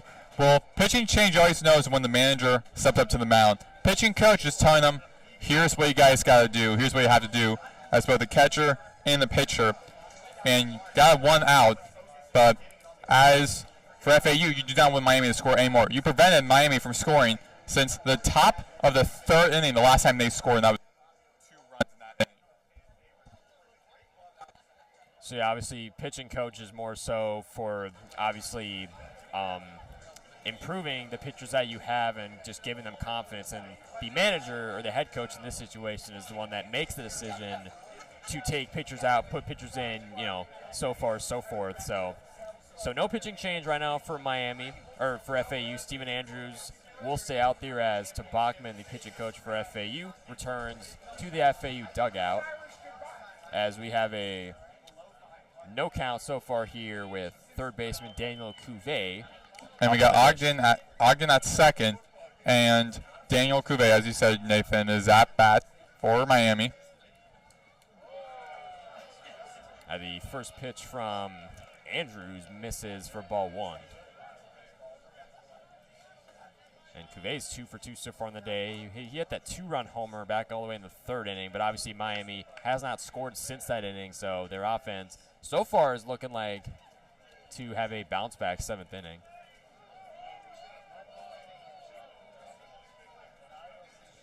So a 1-0 count, Cuvée versus Steven Andrews, who's thrown 16 pitches so far tonight. And he's pitched 15 innings so far this season. Andrews deals on the 1-0. That one misses outside for ball 2 on the fastball. Owls looking to take the second game in this season series between FAU and Miami. Owls won the first matchup 2-1 exactly a month ago in this same building as Andrews dealt on the 2-1 to Cuvée, and that one swung on and missed for strike 2. And those 2 runs for FAU were late in the game, so very fresh in Miami's memory. And it showed early in the game. They were up 5-1 before giving up 2 straight runs for FAU the following inning. Later on in that inning, and then the past 2 innings, FAU has made it back. So here's the 3-1 from Andrews. That one's in there for strike number 2. So we got a full count for Daniel Cuvée versus Steven Andrews. With one runner on for Miami, Jake Ogden inching off the bag at second. Still a 5-5 even ball game, 1 out away from the Owls. The full 3-2 from Andrews. Swung on a miss for strike number 3 to put the second out away here in the top half of the 7th. Actually, check that. It'll be strike 2. Did I say strike 2? You said strike 3. So we Max. Strike 3 for out number 2. Yeah, correct. Yeah. That's what I meant. So I had it right. So yeah, it'll be the. I thought you said third strikeout. Oh, okay. No, I said third strike and second out. Oh, okay. As Andrew deals to the left fielder Max Galvin is fouled off, tipped behind the net. We'll go 0-1. Still one runner on for Miami. Jake Ogden at second. 2 outs away from FAU. Let's see if Andrews can get FAU or retire the side here. The pickoff attempt missed over the head of Jake Martinez. Jake Ogden tags third, slides in, the throw, not in time. So what happened was Ogden was looking to steal, got caught. Andrews throws.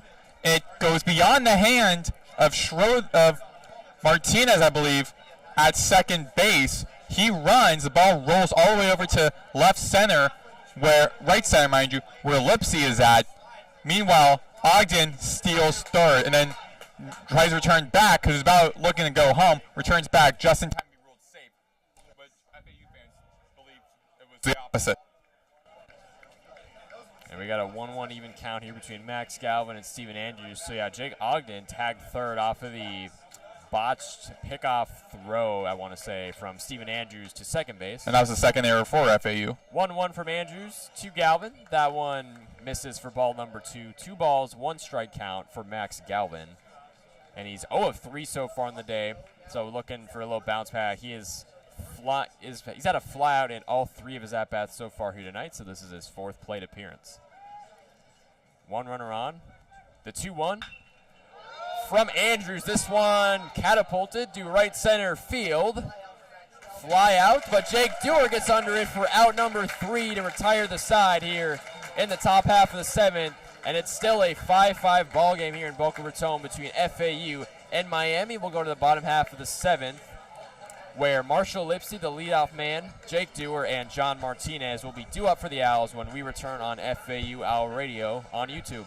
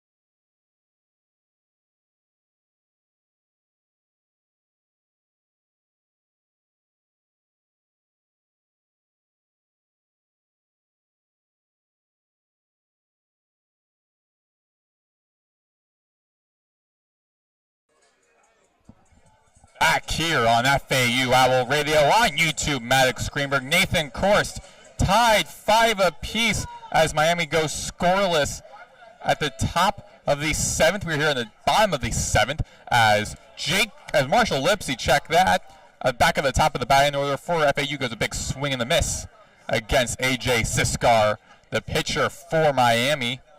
Right-handed pitcher against left-handed batter, Lipsy, and now will be a foul tip behind home plate. 0-2 count. Miami has not scored since the top of the third inning. FAU defense has picked up while Miami's has dissipated as FAU kept going up the scoring as they scored 4 runs since the bottom of the third, as Lipsy hits over the center field, hits the ground. That'll be an RBI single as Peralta for Miami is able to catch it.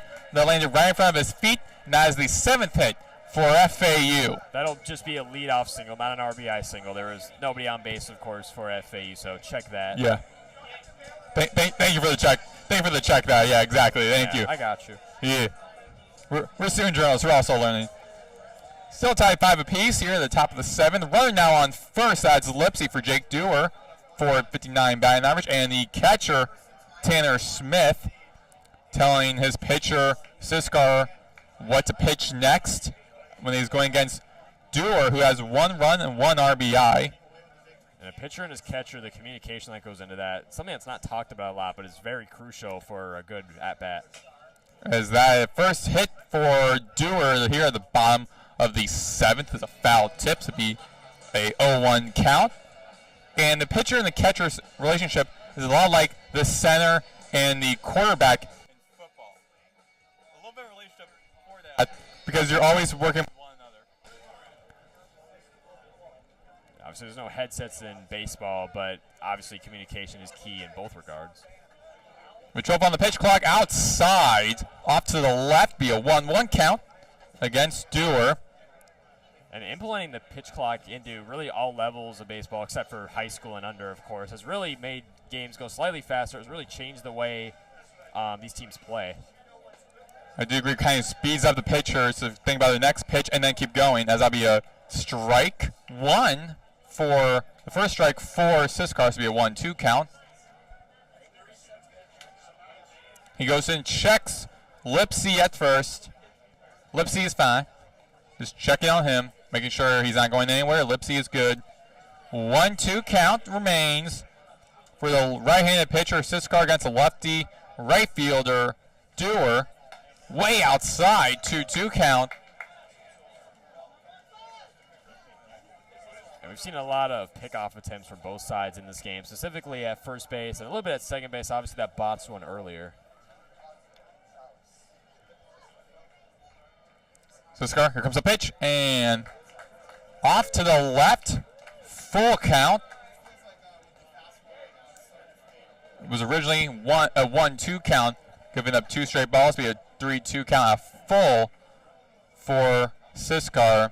Struggling a little bit as Lipsy goes to steal the second. He is safe as the ball was in Ogden's hands.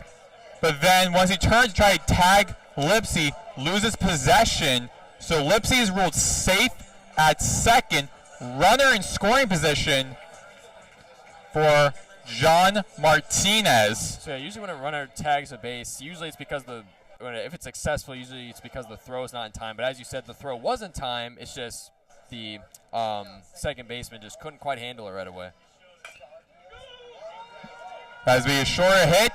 A bunt, and no one for Miami gets to it in time as Cuvée jogs his way to it. The ball went far away from the catcher Smith and from the pitcher Siskar. So now you got runners on the court. No, check that again. Sorry. Ruled a foul ball. Yeah, ruled a foul. I originally thought it might have been a foul ball. So yeah, so Lipsy's back at second. Martinez back at home plate. Count is 0-1. The 1 is for the foul tip. Martinez with a 392 batting average. 4-14 with runners in scoring as Siskar checks. Checks Lipsy at second. Now that'll be grounded over to Ogden at shortstop. He throws to Gonzalez at first. First recorded out. Check that second recorded out as Martinez is ruled out, but Lipsy is at third. Now stepping up to bat. So a sacrifice hit there from Jake Martinez to put Lipsy in scoring position to potentially finally give FAU a lead here in the bottom half of the second. But 2 outs away from Miami, so we'll see if Siskar can be clutch and close things out here to retire the side.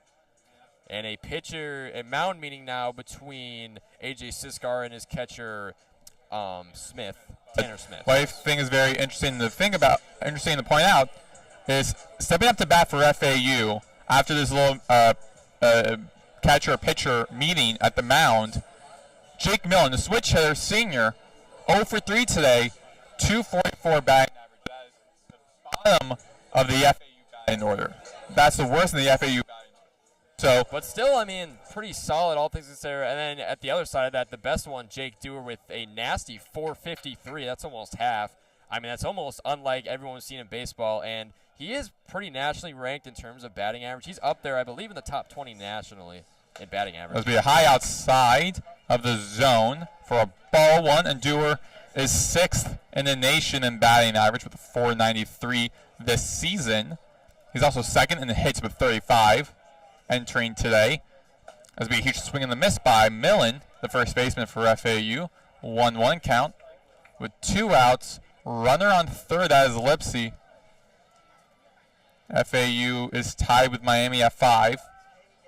Here at the bottom of the 7th.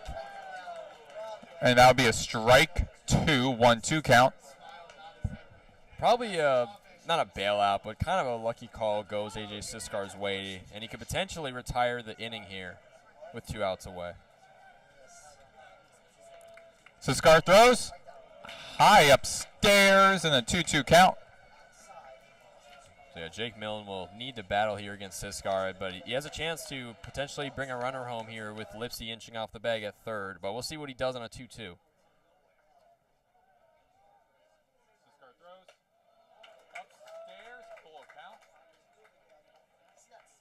Millen's 0 for 3 so far in this game, but now he's got a full count to work with, so things will get interesting here.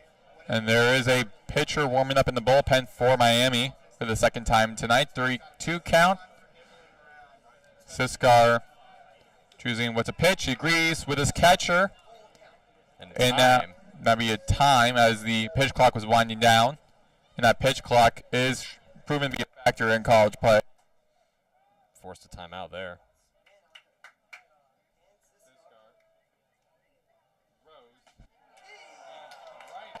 Out.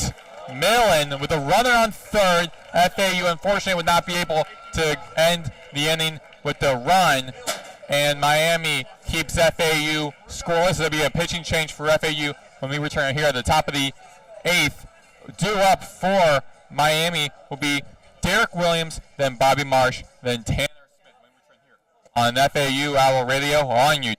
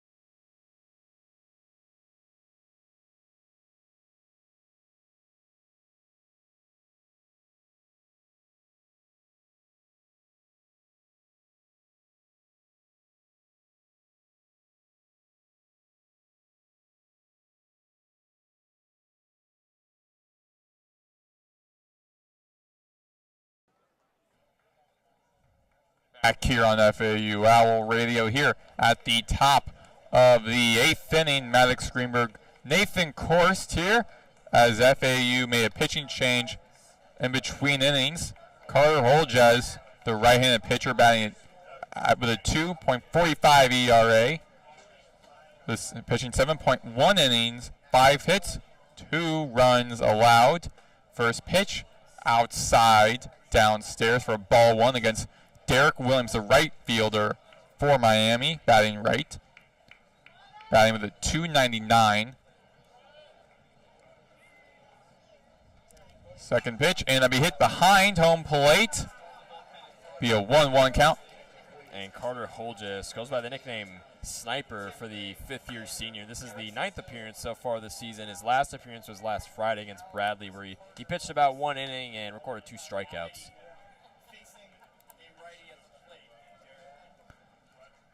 Holjes with a windup, throws, and just outside, be a 2-1 count. And interesting enough about Carter Holjes, he is majoring in artificial intelligence. I had no idea there was an artificial intelligence degree at FAU. I don't know what that degree is for, like just working with AI, becoming AI. Tip foul behind home plate off the right side, 2-2 count. Have you heard about an artificial intelligence major at FAU? I have not either. I mean, I don't know. It seems very interesting, but yeah, I've never heard of that at really any college. That's the first time I've ever heard of an AI major. FAU was the first ever offer that degree to bring in some students.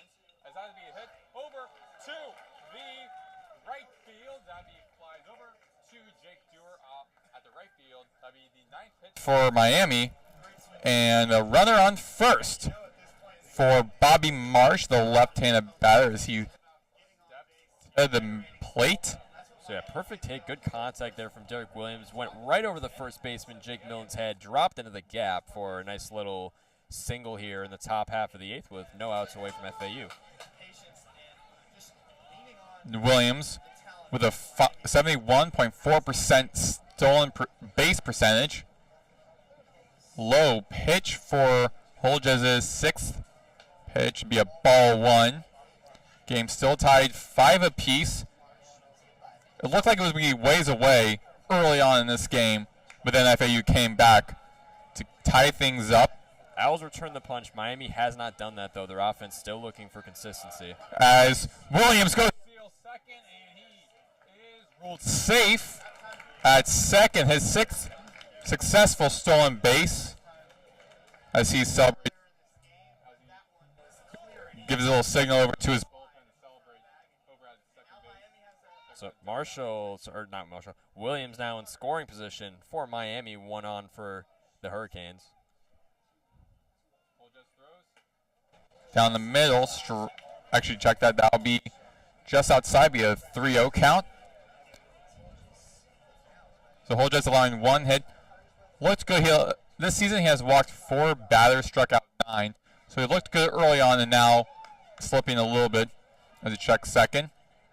Throws low out of the hands of the catcher, and that will be the walk for Bobby. That'll be a walk for Bobby Marsh.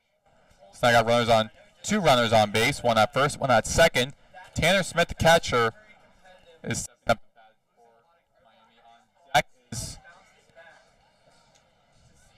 Dorian Gonzalez Jr. and John McCormick has seen enough. He's stepping up to the infield, and to make another pitching change, we'll return on FAU out.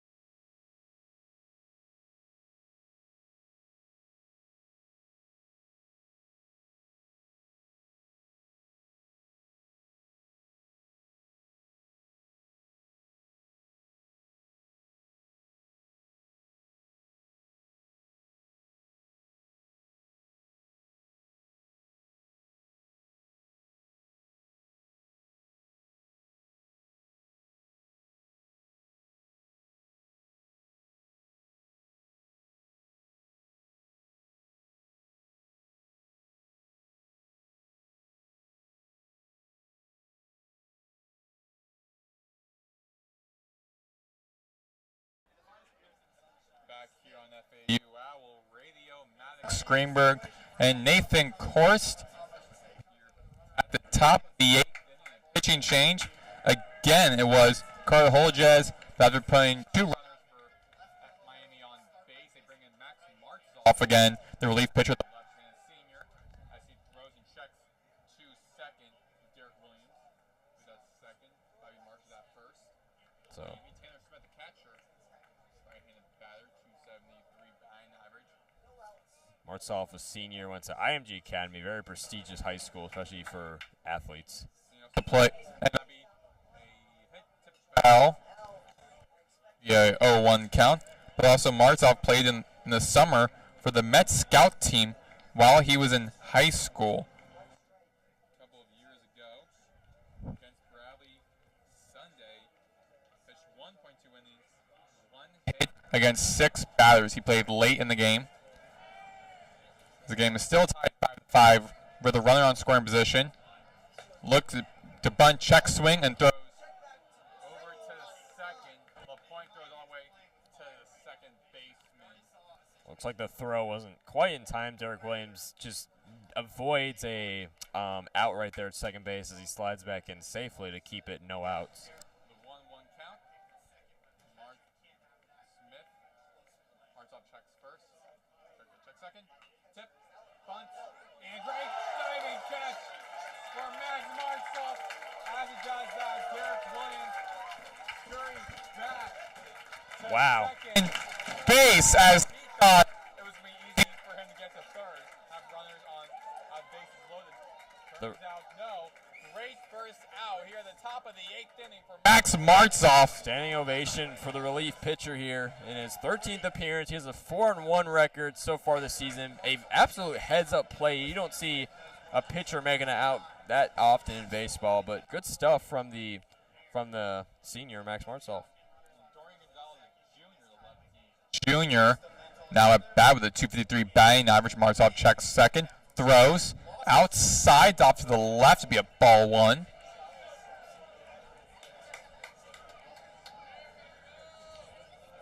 Anyone's ball game with a tied 5-5. First time this game has been tied since the start of the game, actually. And strike 1 be a 1-1 count. And the first matchup between these two teams was a nail-biter. This one's an absolute nail-biter. I wouldn't expect anything less or more for the third matchup in about a month. These two haven't played each other in exactly a month. That was a pitch was off to the left. Ball 2, 2-1 count. And if this game is anything like the game exactly a month ago where FAU scored late, then we're going to be seeing an exciting ending here. As he goes and checks second, Martzoff checking Derek Williams over at second. So the first two matchups, the last one and this one in Boca Raton. The third matchup in April will, of course, be a little down south in Coral Gables. Martzoff check second, throws. And that is a strike number 2. It'd be 2 balls, 2 strikes. With 1 out, runners on first and second. Here at the top of the 8th, tied 5 runs apiece. And Martzoff has 9 strikeouts in the season. He can go for double figures here. And it is heading towards, and Williams heading towards home. He runs home, puts the Hurricanes up by 1. Hurricanes reclaim the lead as Marsh makes it to second, is ruled safe, and Dorian Gonzalez Jr. over at first. As you were saying that, Nathan, Gonzalez hits the ball over to the left side, just at Schroeder's feet. He goes, grabs it. That was the 10th hit for Miami. 6-5. Miami in the lead. Martzoff. That was be a strike 1.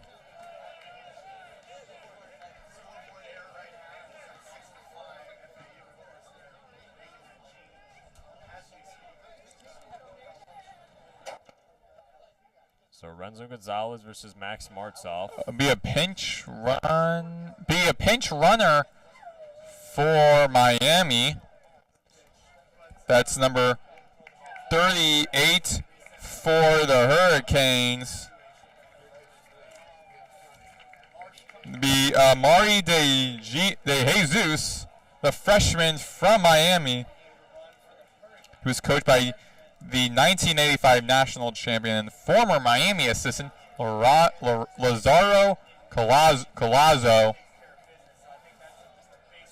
So now you got pinch runner on second in scoring position in De Jesus, and Gonzalez Jr. at first. Martzoff checks second, throws, and Renzo Gonzalez hits it over to Marshall Lipsy over at center field. Marshall Lipsy in shallow center, able to make the catch with ease. Second out for the Hurricanes. They're up 6-5, 10 hits versus FAU's 7. And back to the top of the batting order with Jake Ogden, the junior right-handed batter. So 2 outs away now from FAU, of course, but definitely some pressure on Max Martzoff to try and retire the side here in the top of the 8th. 6-5 Hurricanes. Inside to the left. Strike one. That was in the zone with Ogden, the shortstop, batting a .372. Martzoff checks second, throws, and Ogden hits it over to the right center. And great catch by Jake Dewar over at the warning track. He hits the wall as he does so. And that is a third and final out at the top of the 8th inning. And that ends it. When we return at the bottom of the 8th, it will be Dylan LaPointe, then John Schroeder, then Patrick Ward. You are listening to FAU Owl Radio on YouTube.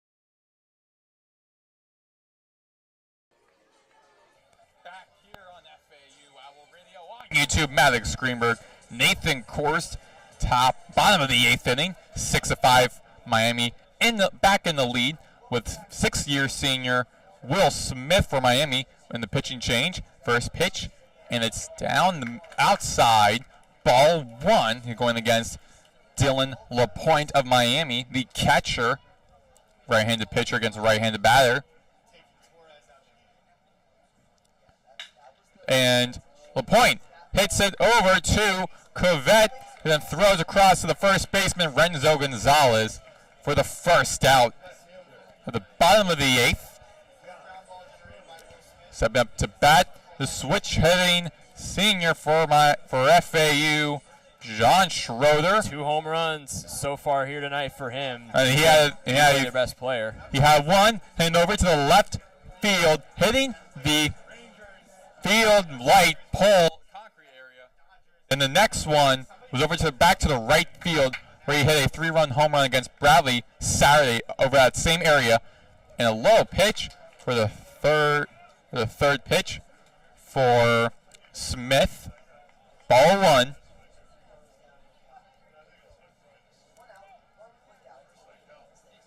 Bases empty. Smith throws. Big swing and a miss by Schroeder, as that was a low pitch, be a 1-1 count. And regarding the righty Will Smith, he's actually a 6th-year senior. He's played 5 seasons of college baseball, all about up north over at Coastal Carolina, transferring down here to Coral Gables.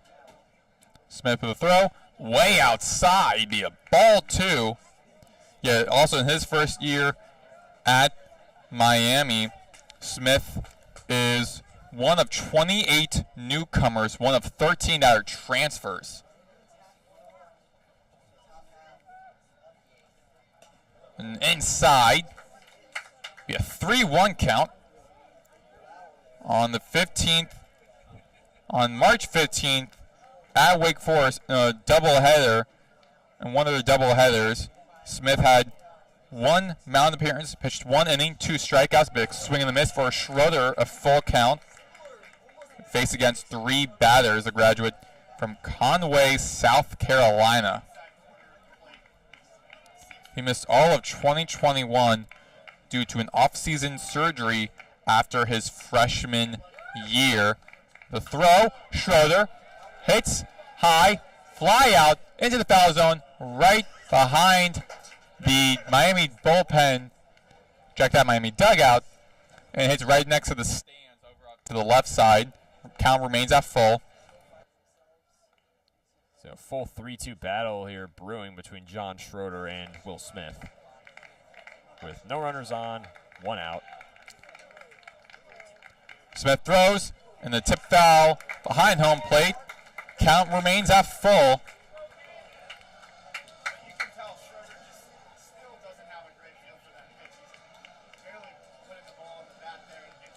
Schroeder with a 268 batting average.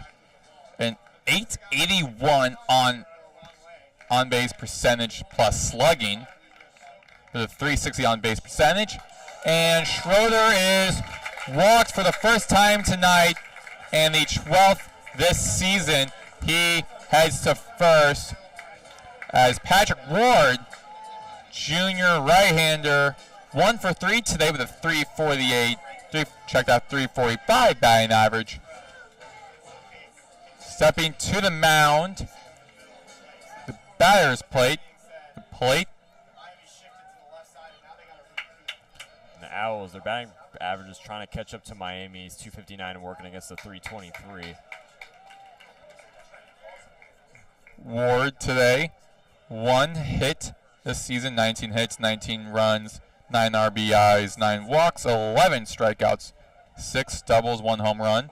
Low pitch, 2-0 count. Infield originally made a change to moving to the left. However, they moved back to pretty even, 2 on each side of the diamond.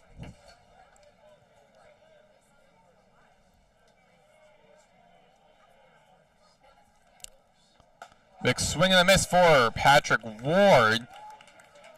2-1 count.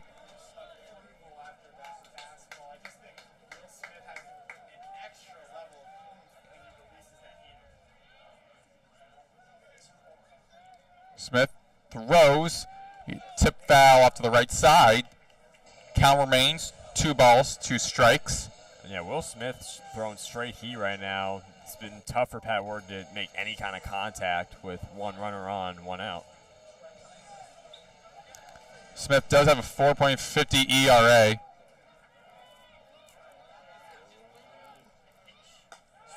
And Ward swings and misses.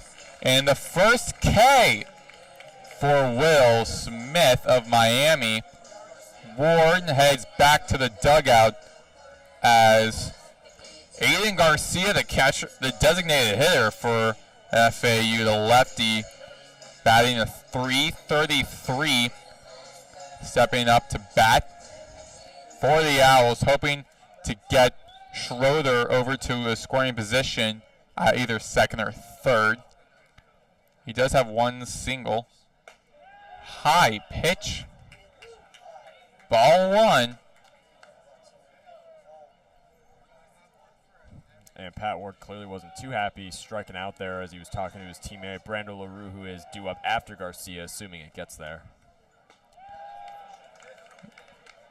Garcia doesn't swing as a 1-1 strike.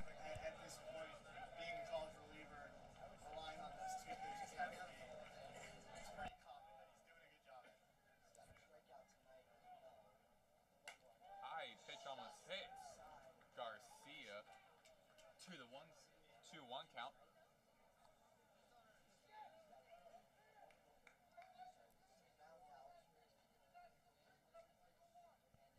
And the home plate umpire is arguing to the Miami dugout. Someone must have said something. I'm not sure what the context was, but the umpire not exactly, but he was not happy with the Miami bullpen and actually dugout. And actually, a couple of fans actually heckling Miami.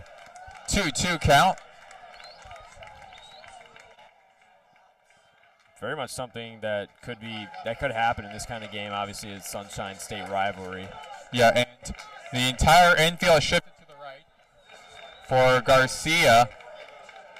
Smith throws, swinging and missing, another K, and that ends it at the bottom of the 8th inning. FAU scoreless once again.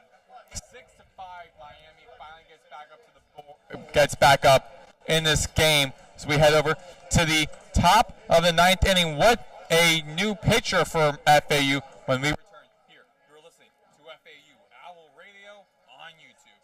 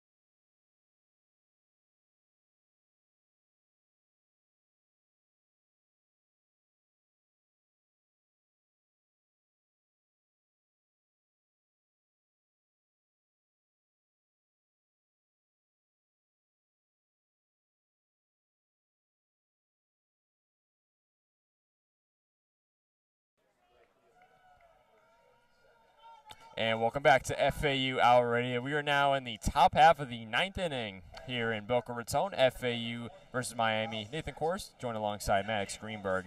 The Hurricanes took their lead back in the 8th inning, scoring 1 run. So it is now a 6-5 ball game here at FAU Baseball Stadium. And obviously Miami hadn't scored since the 3rd inning before that 1 run.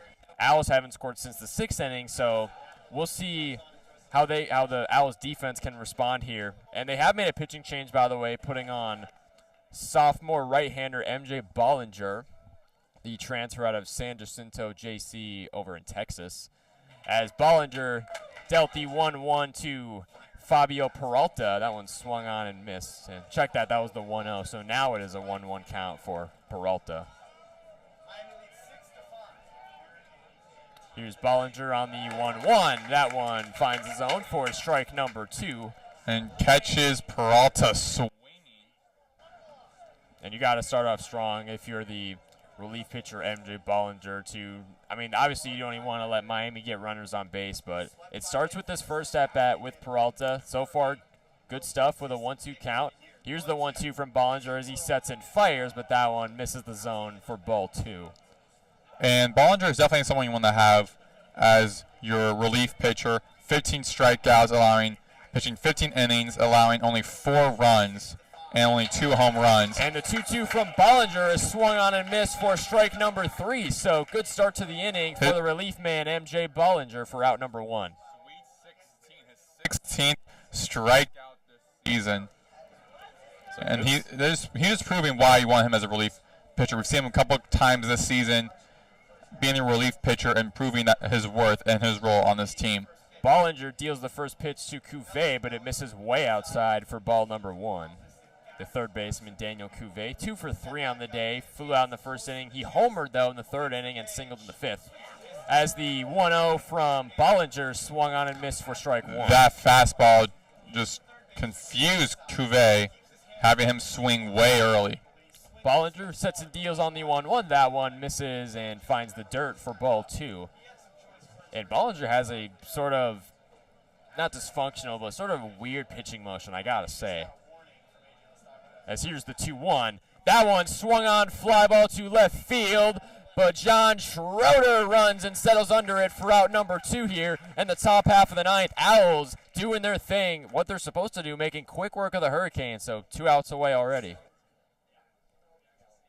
Schroeder continuing to play well this season. In this game, a couple of outs he recorded out in the outfield, as well as recording 2 home runs. Yeah, I was going to say, that's just the defensive side of the ball. You got to look at offense, too. As the first pitch from Bollinger to Max Galvin is swung on, fouled over the stadium, over the left field berm. We'll go out of 0-1 for Max Galvin, who's 0-4 so far in this game. He has had flyouts in all 4 of his at-bats, so he's been making contact, just nothing has really gone his way so far here tonight, at least on the offensive side of the ball. Here's the 0-2 from Bollinger. This one swung on, belted to center field, but Marshall Lipsy gets under it for the 3rd and final out here in the top half of the 9th. Owls make quick work of the Hurricanes to keep it a 6-5 ball game going into the final side. We'll head to the bottom half of the 9th. Hurricanes still leading 6-5.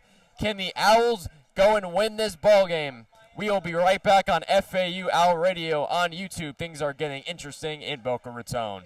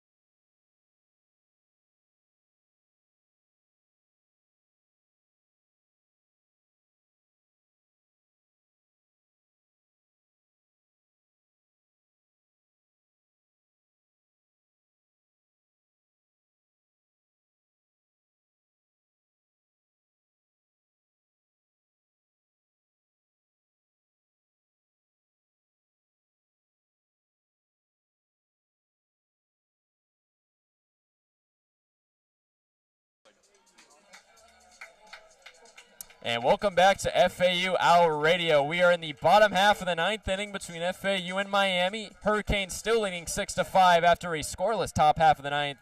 Owls made quick work of the Hurricanes with MJ Bollinger, who had a strikeout, a ground out, I believe. So here we go. Can the Owls go and win this ball game? They need 2 runs to seal a 8th straight win and a 2nd straight win in the season series against the Miami Hurricanes, as it'll be the shortstop Brando LaRue batting first for FAU up against the right-hander Will Smith. And Smith and his catcher still warming up, but it looks like we're just about ready to go here in the bottom half of the ninth. And we'll see how FAU can respond with their offense if they can go and win this ball game. So no outs, nobody on.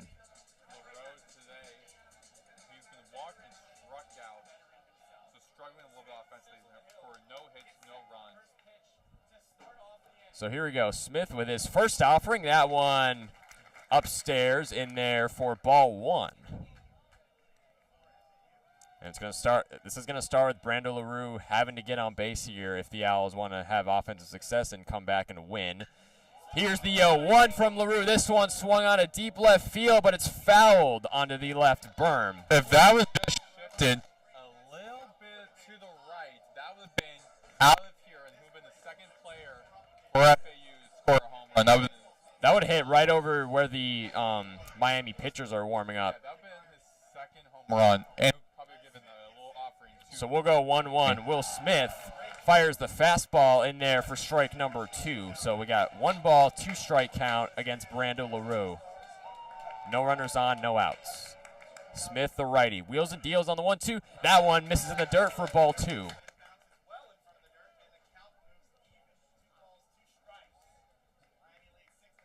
And luckily, and I think this is almost best case scenario for FAU, you got LaRue up to bat at the bottom of the order, and then you flip the order back up to the leadoff man, Lipsy. I think that's honestly best case scenario if you're FAU. So very good situation. Here's the 2-2 from Smith that swung on, fouled over the stadium, and we'll go again at a 2-2 for Brando LaRue.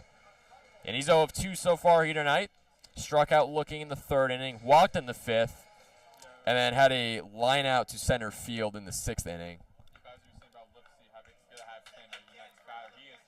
the team with a .598 in on-base percentage. He leads the team. He has garnered almost 60% chance to be on base. And Smith dealt the low fastball to LaRue. Made him swung on, not made him, but he swung on a miss for out number 1 here. Strike 3, out number 1. So 1 away here from Miami as they try to seal this win here in the bottom half of the 9th. And now we flip the order to the leadoff man, Marshall Lipsy, who is 2 of 3 so far today, singled twice. As the first pitch, Lipsy swings it on to right field as it drops into the gap. Marshall Lipsy stops his tracks at first base. So a leadoff single for the center fielder, Marshall Lipsy, to get things going here for FAU. With 1 out of way as they try to win this ball game here in the bottom half of the 9th.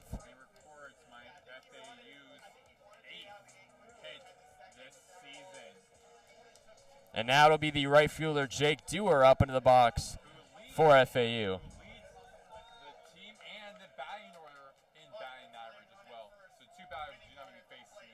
So 1 out, 1 runner on. First pitch from Smith is in there, check swing for strike number 1.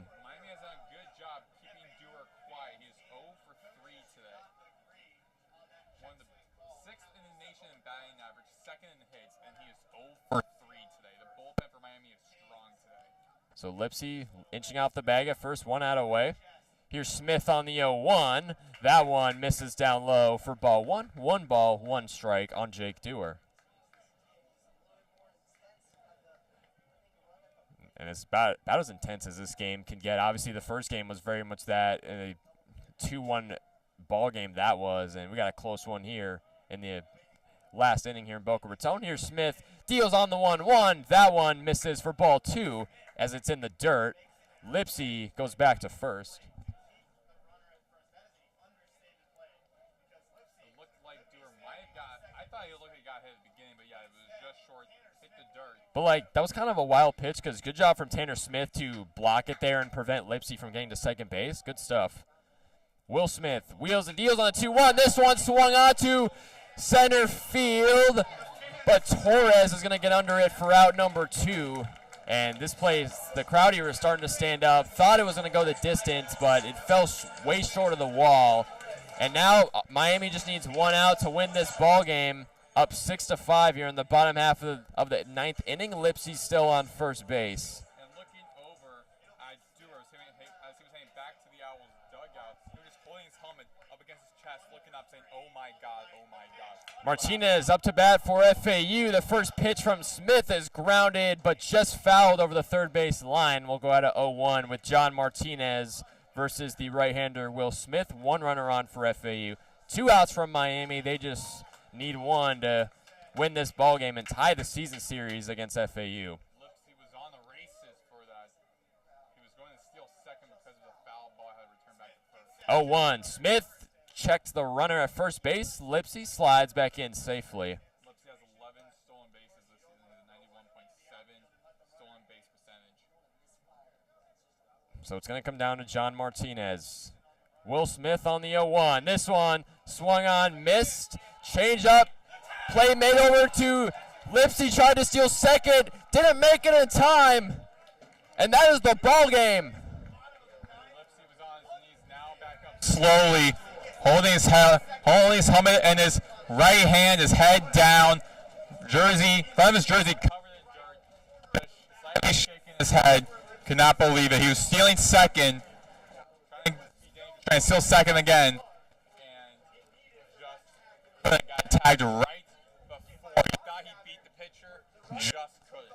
So an unfortunate ending. So the Miami Hurricanes take the second game of the season series between FAU and Miami. 6-5. Tough ending for FAU. As you mentioned, Marshall Lipsy tried to steal second on the wild changeup pitch, and they tagged him at second for the third and final out of the ball game. So the Miami Hurricanes snap their losing streak, and the Owls have their 7-game winning streak snapped as well here in Boca Raton.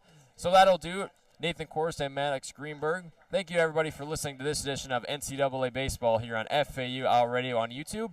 Owls drop 1 to Miami, 6-5, and good night from Boca Raton.